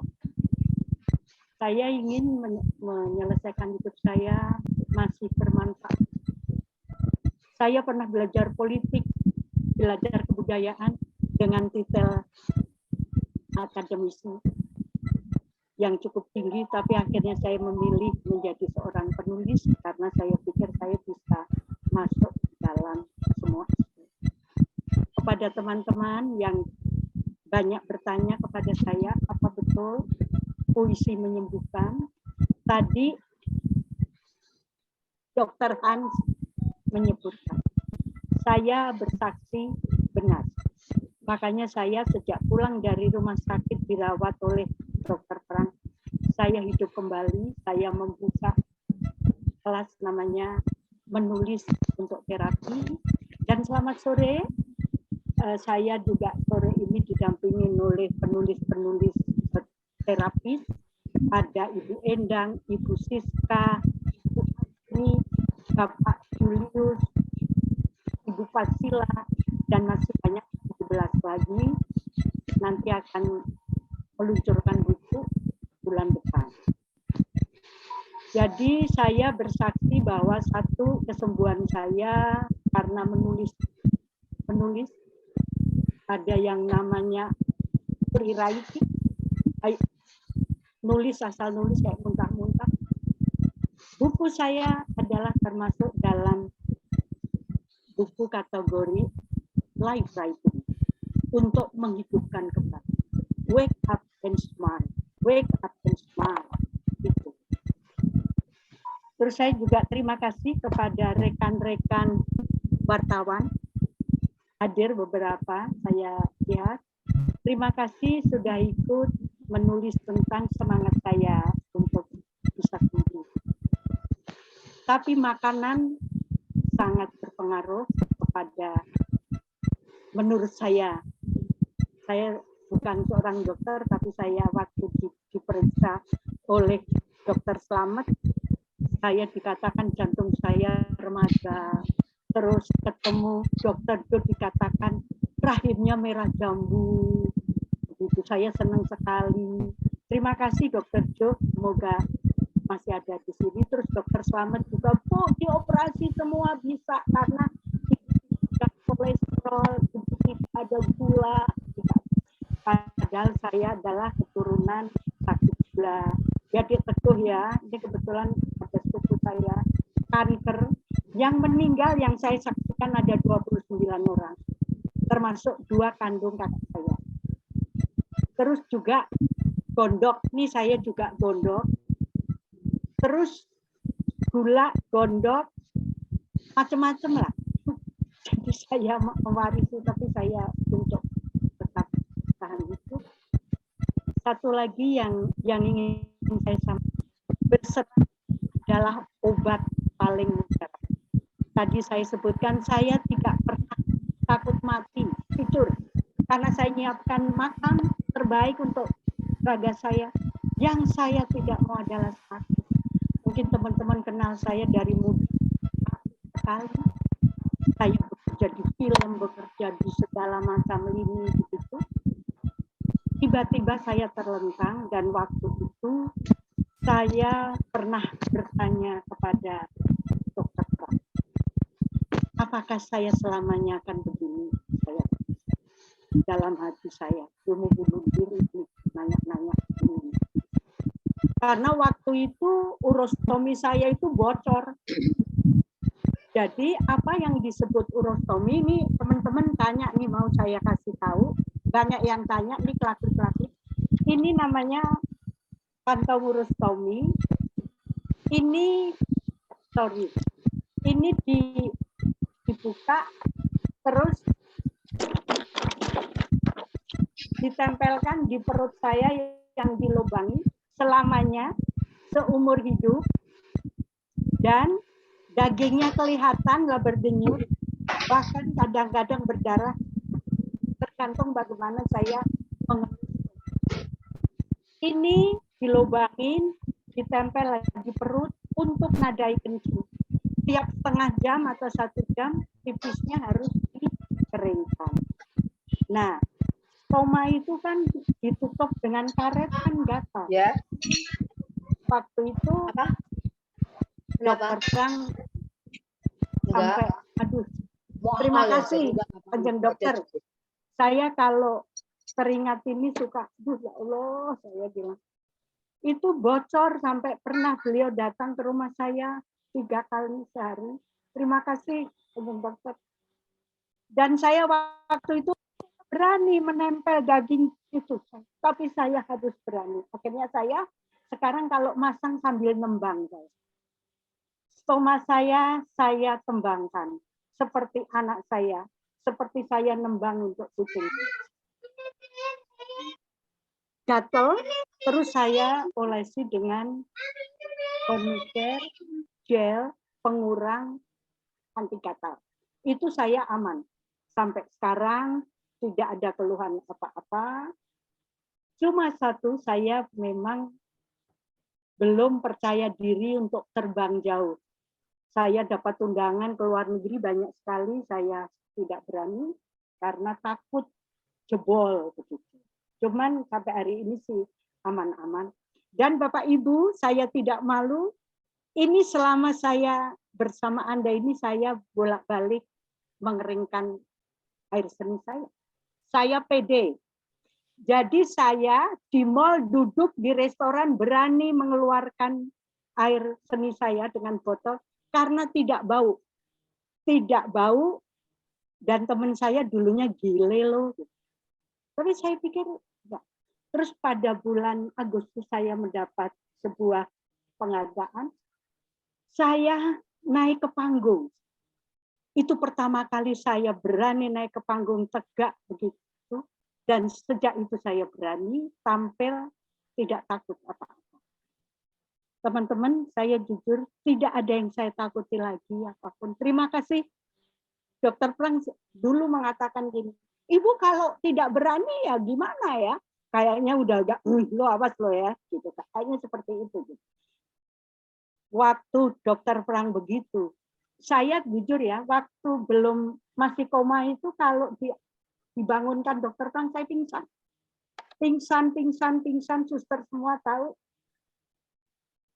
Yang merawat saya tidak bisa jalan, cuman membetulkan kepala saya 10 cm tidak bisa, saya pingsan.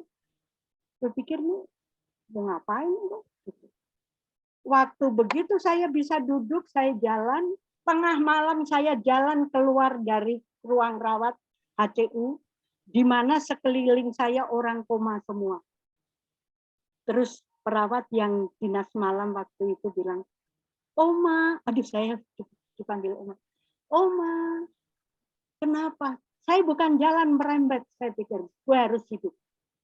Apalagi waktu Dokter Prang bilang, Ibu Senin pulang.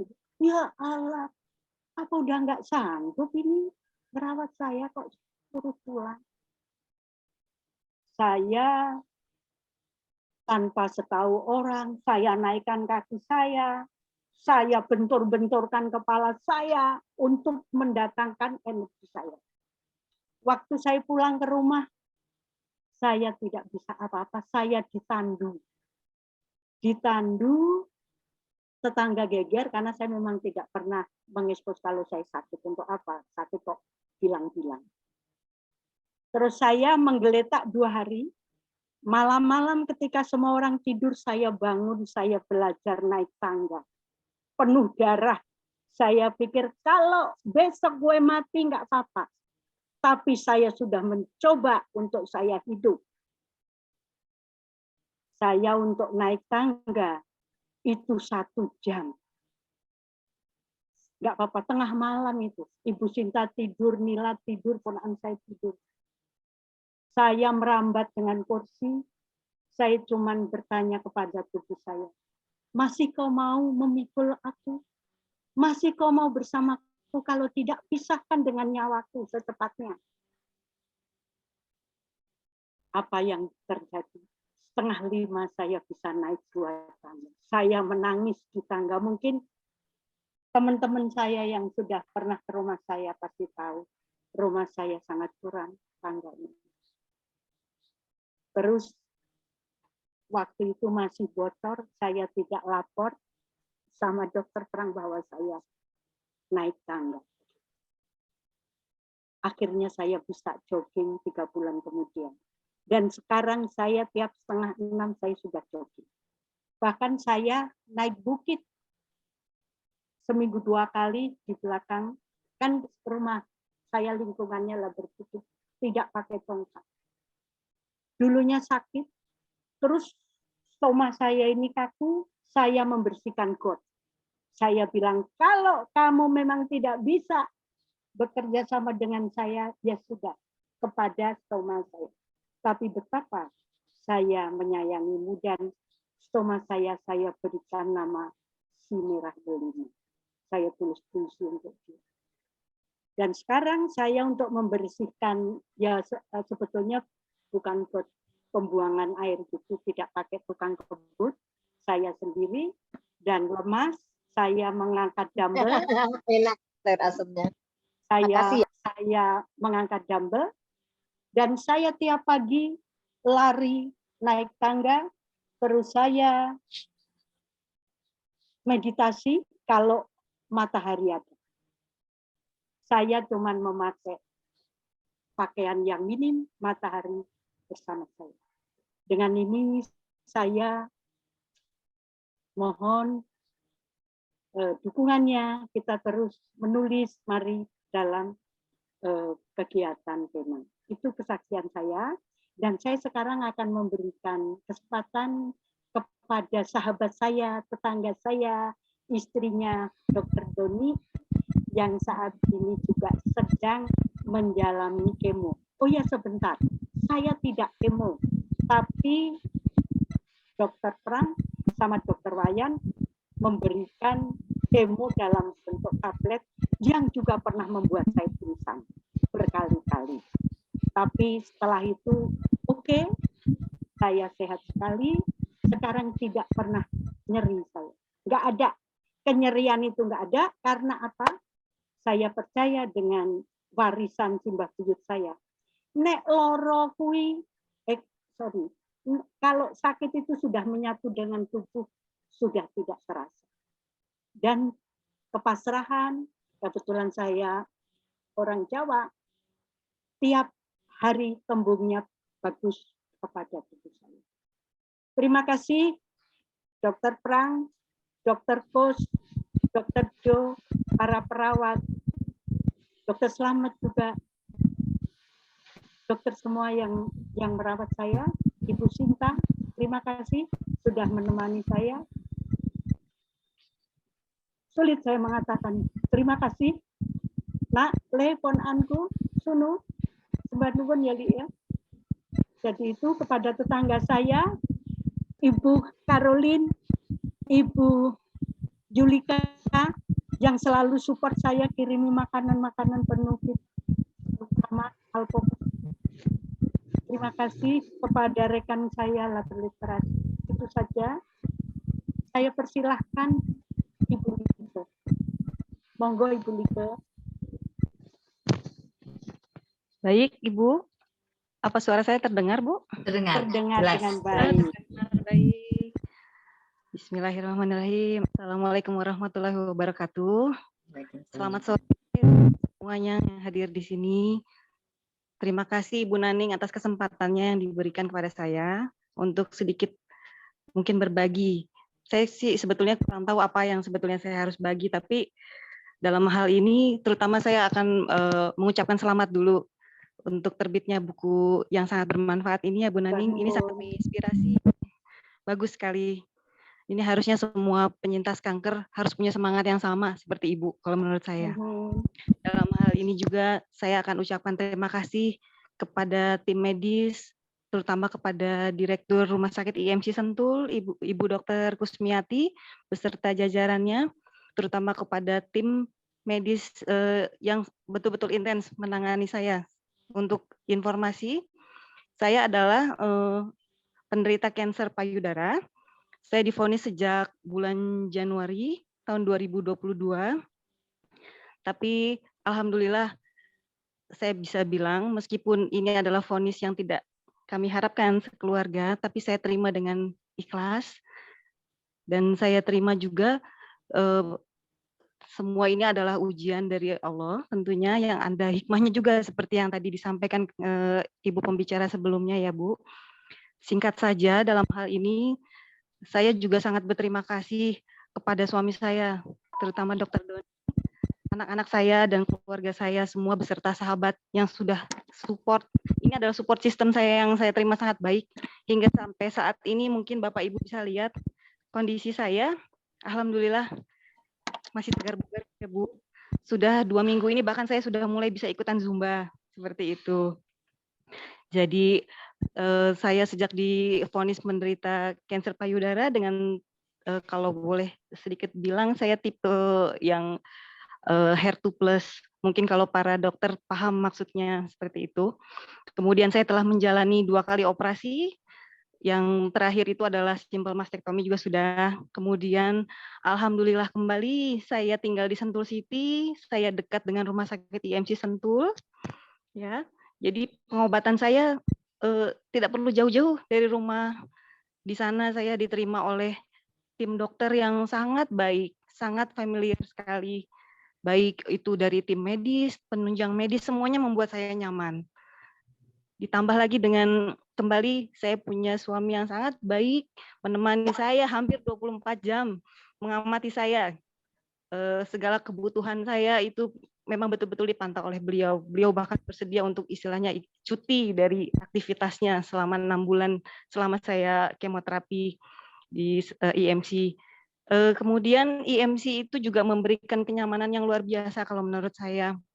Dari fasilitasnya yang sangat canggih, dengan orang-orangnya yang sangat ramah. Saya dibantu oleh Dr. Made Chandra Ari sebagai spesialis onkologi saya. Kemudian juga ada Dr. Ina Nadia, spesialis jantung saya yang memantau kondisi jantung saya.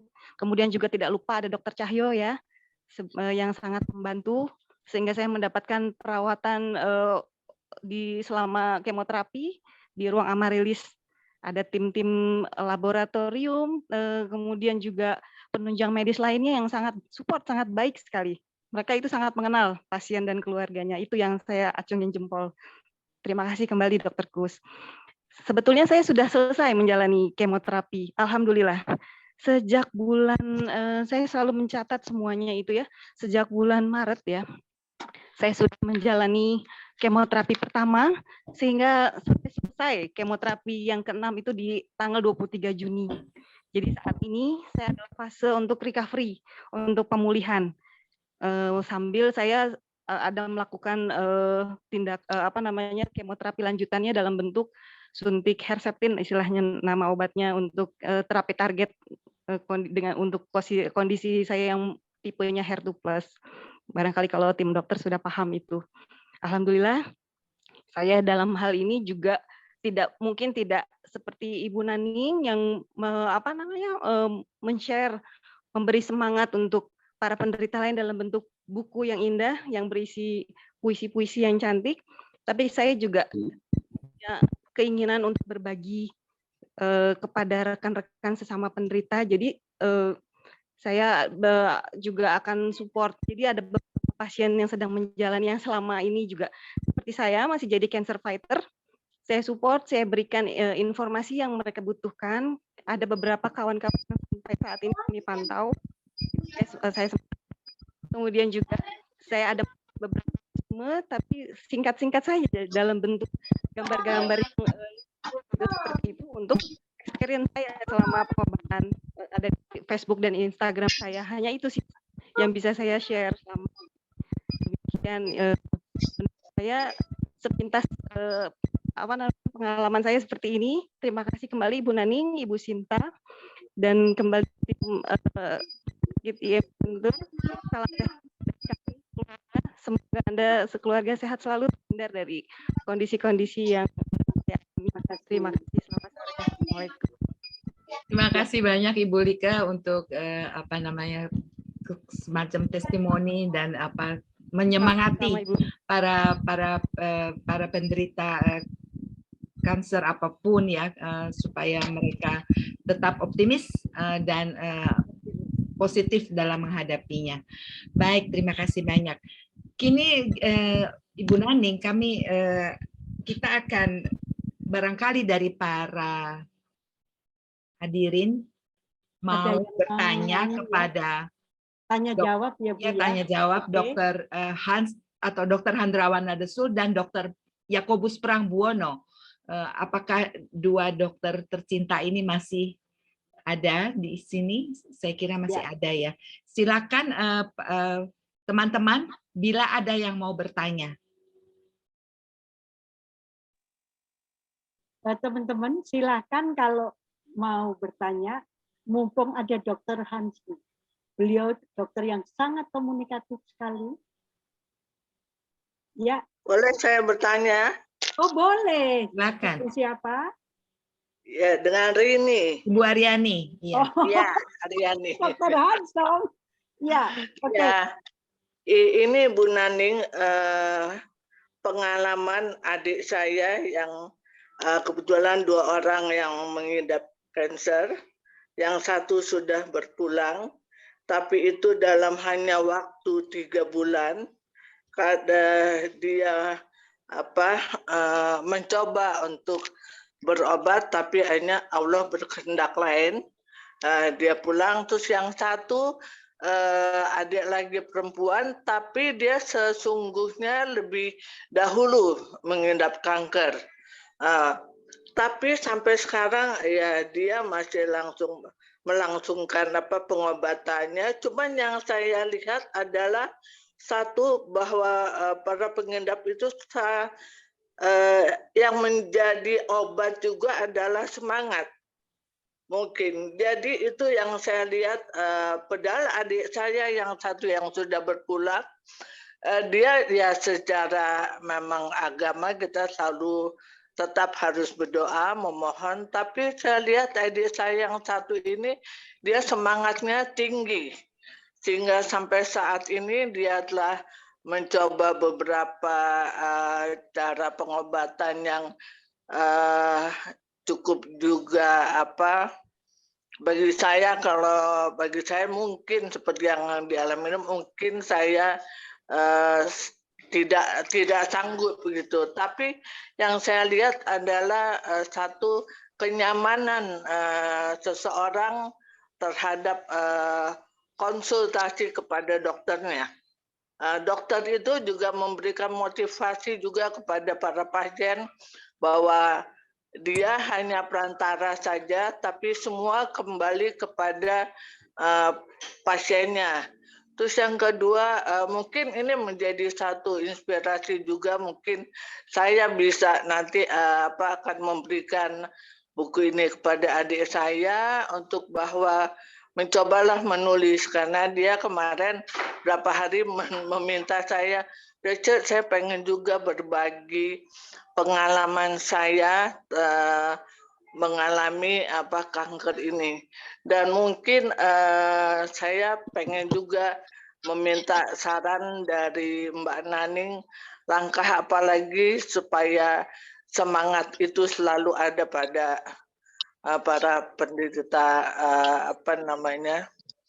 kanker. Saya rasa kalau kanker bukan penderita ya, tapi itu salah satu cara Tuhan memberikan cobaan atau ujian yang berbeda terhadap manusia. Jadi saya rasa itu aja Mbak Naning, saya mohon juga untuk semangat.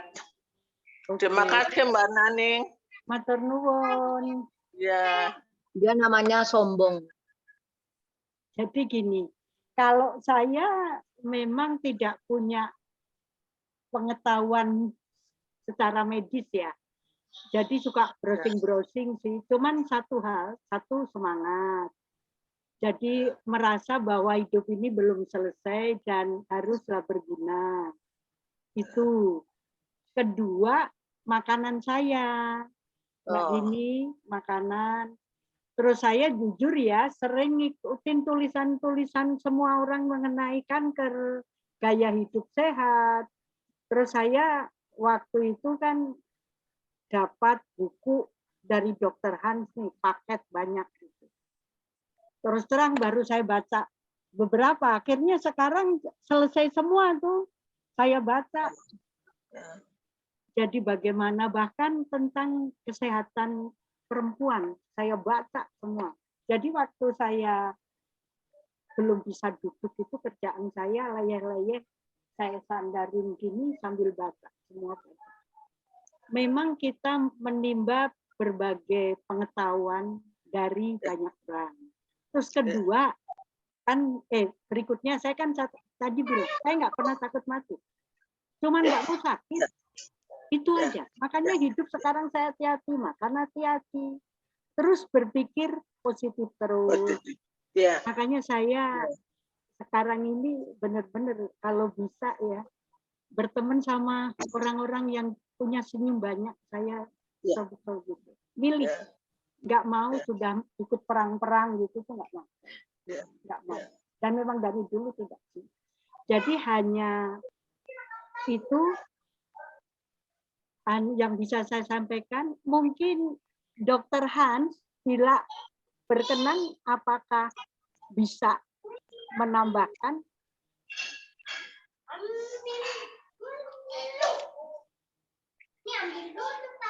Oke, terima kasih. Ini Aryani Isnamurti yang saya kenal. Iya. Suaranya familiar sih. Iya. Jadi begini, kanker itu kan banyak jenisnya. Jadi seseorang itu bisa bertahan, survive di kanker itu tergantung kankernya jenis apa, satu. Kedua, ketika diketahui itu stadium sudah seberapa jauh. Nah, ketiga, itu sistem imun tubuh sendiri. Jadi 3 faktor ini yang menentukan orang ini kok bisa bertahan. Ya, kalau kankernya bukan kanker yang ganas ya.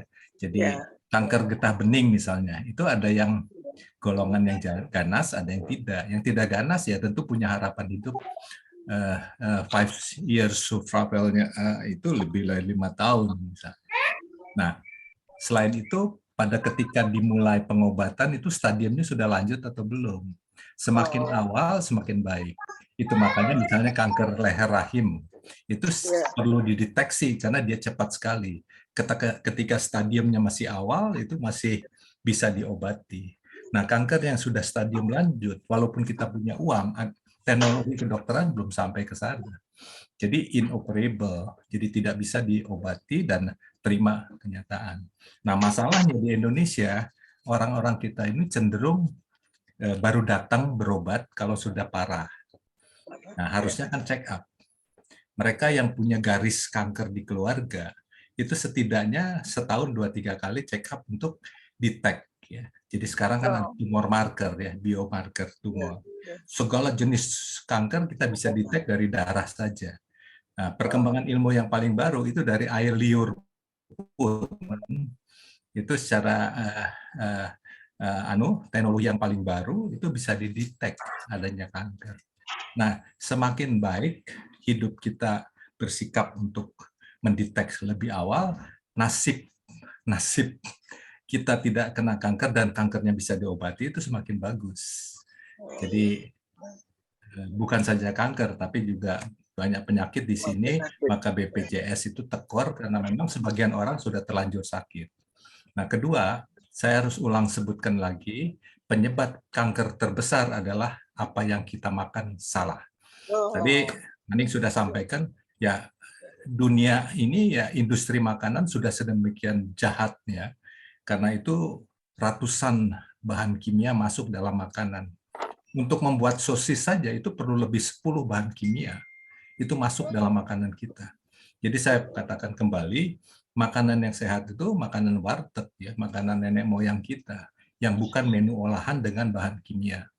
Jadi nomor 1 itu penyebab pencetus kanker itu adalah yang kita makan salah. Jadi makannya harus kembali ke makanan alam. Sekarang makanan Jepang, makanan Korea itu kan cenderung mentah, raw material, sayur yang mentahan. Itu semakin menyehatkan. Nah, kembali lagi, gula pasir dan terigu itu dua hal yang orang sekarang sehari-hari itu akrab dengan makan kue dari terigu, makan kue dari gula pasir, itu juga musuh sebetulnya. Musuh terhadap, kalau bisa tidak makan gula pasir lagi, ganti dengan madu atau gula merah, brown sugar. Nah, kemudian kembali makanan ke alam, yang alam, ya kalau bisa dimasak sebentar, kalau bisa mentah ya mentah, kalau bisa dimasak sebentar, kenapa harus lama? Gudeg itu kan juga makanan yang sudah kehilangan sebagian besar nutrisi karena dimasak 8 jam. Jadi harusnya yang lebih segar. Ya. Jadi hal lain adalah GMO. Jadi sayur dan buah-buahan yang direkayasa genetik itu terduga itu juga pencetus kanker.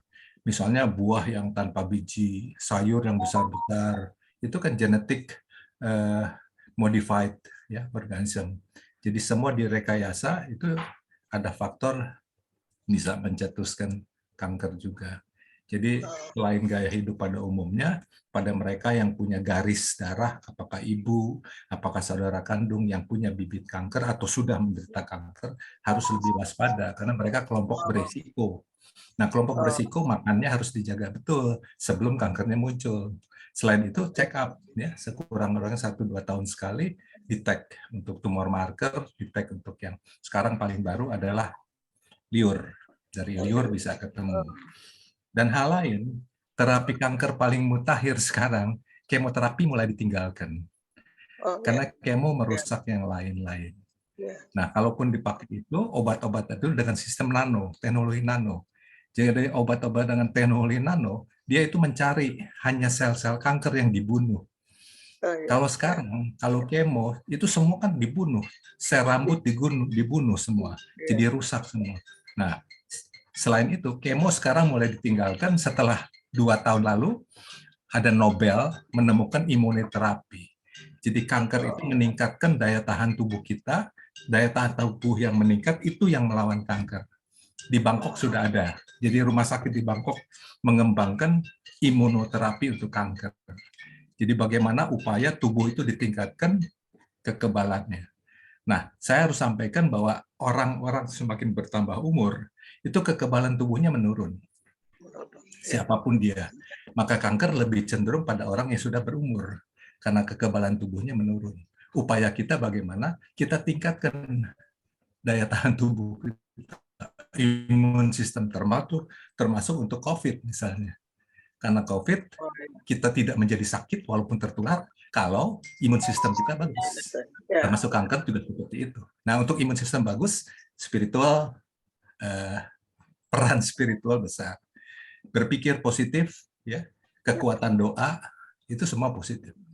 Jadi sudah dialami oleh Naning sendiri bahwa kekuatan vibrasi gelombang positif itu, ya, sikap-sikap yang positif itu positif. Tapi orang yang dengki, yang iri, itu negative thinking, itu makan dirinya sendiri. Karena sistem imun sudah terbukti kalau orang itu negatif, orang itu pesimis, orang itu tidak yakin dia akan sembuh. Sugesti itu kuat. Kankernya mungkin semakin memburuk. Barangkali itu saja. Terima kasih. Ya. Terima kasih, Dr. Han. Terima kasih.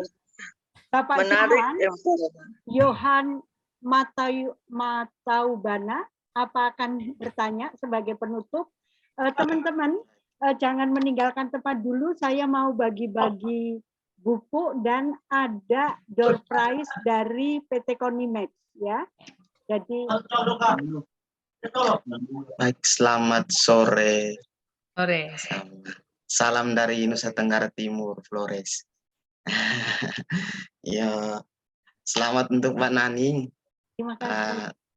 Saya tadi tuh menjadi kagum ketika Mbak Naning cerita-cerita tentang pengalaman hidup mulai dari jatuh bangun sampai bagaimana bisa menulis puisi. Jadi saya teringat akan satu peribahasa kata mutiara dari ini Mbak Emi, dia bilang begini, perempuan harus bisa menjahit, setidaknya menjahit lukanya sendiri. Jadi hal seperti menjahit luka itu yang Mbak Naning lakukan ketika ya jatuh bangun, dan pada akhirnya ya berani untuk menyembuhkan sendiri sakitnya dengan menulis puisi. Itu salah satu hal positif yang barangkali menjadi yang luar biasa. Terima kasih. Pertanyaan saya ini, mengapa Mbak Naning berani mengambil tindakan lain yang tidak semua orang bisa? Menulis puisi itu tidak mudah ketika kita mengalami sakit seperti ini. Apa di balik semuanya ini? Mungkin bisa Mbak Naning jawab. Terima kasih. Terima kasih. Saya singkat ya. Kebetulan menulis kan saya memang dari umur 15 tahun sudah suka menulis, itu satu. Kedua, saya tahun 2015 menulis buku, judulnya menulis untuk terapi. Gitu. Terus waktu saya sakit, itu kan tidak bisa melakukan apa-apa selain menulis begitu. Nah, terus juga kebetulan saya dari kecil karena sering menyendiri, memang sudah menulis-nulis gitu, kayak curhat gitu. Waktu sakit itu menulis puisi, saya jadikan semacam doa juga. Makanya banyak doa yang saya tulis dalam buku. Nanti Anda akan menerima buku saya ya. Jadi Anda bisa membaca ya. Jadi semua teman-teman di sini akan menerima buku. Itu semuanya dapat ya. Nanti akan kami kirim. Jawabannya itu saja. Cuma satu, bahwa saya ini orang yang tidak suka buang waktu mengerang-erang gitu. Kayak cuman, oh gimana ya saya gitu tuh tidak mau. Saya harus dapat solusinya. Makanya waktu dokter Prang bilang harus begini, harus begitu, saya ya harus berani jawab gitu. Kebetulan tanggung jawab tubuh saya ada pada diri saya, ya sudah tidak. Jadi itu ya yang bisa saya sampaikan. Nanti lebih lanjut dari buku yang akan kami bagikan. Nanti kalau ada yang lambat, apa tidak bisa terima hari ini, paling Senin saya jamin sudah terima semua. Hari Senin ya. Terus saya ingin berterima kasih kepada Konimex yang memberikan hampers, sebuah bingkisan ada 5. Satu saya akan berikan tadi kepada Ibu Rini yang sudah bertanya. Ke rumah ngambil sendiri, hadiahnya ke sini. Terus karena Johan jauh, tidak saya berikan Johan karena ongkos kirimnya mahal. Oke, saya mau tanya siapa yang hari ini ulang tahun? Oke, siapa yang ulang tahun? Tolong ngechat. Terus saya menghargai pada orang yang pertama kali tadi hadir di tempat Zoom ini. Ibu Maria, orang pertama hadir. Akan mendapat bingkisan itu. Yang ulang tahun ya, Ibu Anu siapa? Terus ketiga, tolong sebutkan salah satu buku karya Dr. Hans tentang kesehatan. Kalau bisa dapat, silahkan. Itu. Beliau bukunya banyak sekali dan saya sebagai orang yang mengenal beliau sangat berterima kasih karena memberi pencerahan kepada banyak orang melalui buku dan seminar-seminar itu.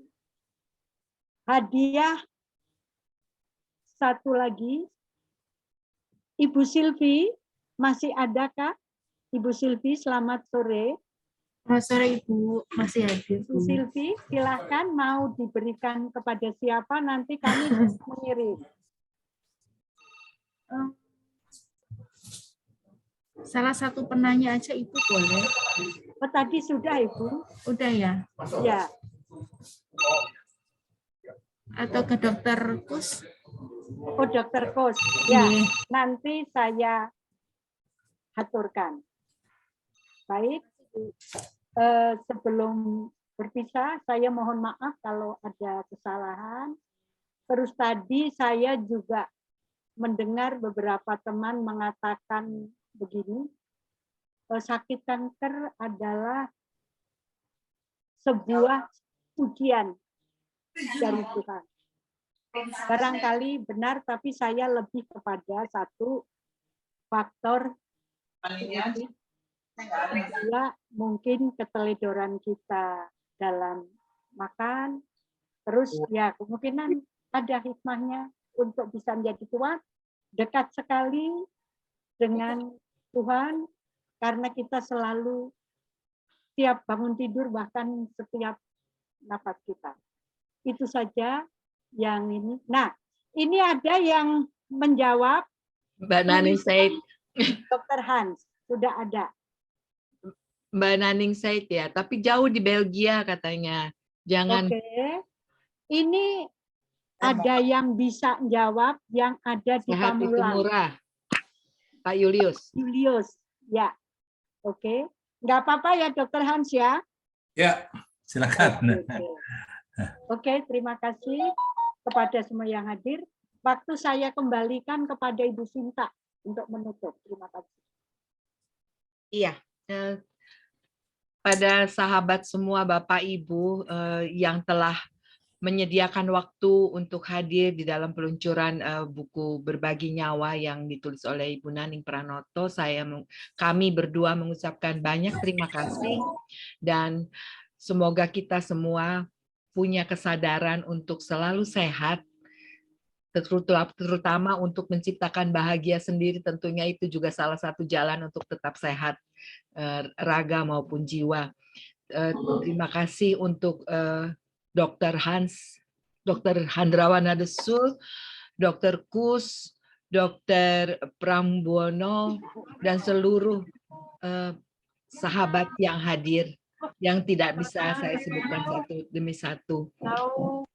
Mungkin siapa tahu barangkali nanti kita akan bertemu kembali di dalam, mungkin ada yang ingin membahas juga tentang kanker barangkali, dan kita bisa mengundang kembali Dr. Handrawan, jangan kapok ya Dr. Handrawan ya. Kemudian juga tentang kanker kandung kemih barangkali Dr. Prang juga akan dapat membagi advis dan sebagainya juga dalam menangani keadaan yang seperti Ibu Naning alami, barangkali juga bisa banyak bertanya. Ibu Naning sangat responsif orangnya untuk untuk pertanyaan-pertanyaan yang diajukan kepada beliau. Jadi demikian, sehat terus Ibu Naning, sehat terus kita semua. Ibu Naning barangkali Bu Sinta, izinkan saya mengucapkan terima kasih kepada Marla yang berada di Sydney saat ini, yang telah memberikan vitamin kepada saya juga, produk-produk tani dari HDI. Marla, terima kasih. Halo Marla. Sama-sama Ibu, tetap sehat ya. Amin, amin, amin. Oke deh. Baik. Sudah selesai Ibu? Iya. Baik, Ibu Nani barangkali. Ini siapapun yang hadir di sini mendapat buku karena gampang digital bukunya. Jadi semuanya dapat, ya, Ibu Sinta. Ya, nanti dikasih e-booknya dan tentunya harus dibuka dengan password begitu. Iya. Ya. Ya, sudah ada ya Bu ya. Okay. Jadi kami baru akan mengerjakan kirimnya besok atau nanti malam. Ya. Setelah ini karena saya dan Bu Sinta masih ada kelas mau ngajar sebentar. Ya. Jadi itu dulu. Pamit. Mari semuanya. Dr. Hans, selamat istirahat. Terima kasih semuanya. Salam sehat. Sehat semuanya. Bye. Terima kasih Bu Naning. Terima kasih Ibu.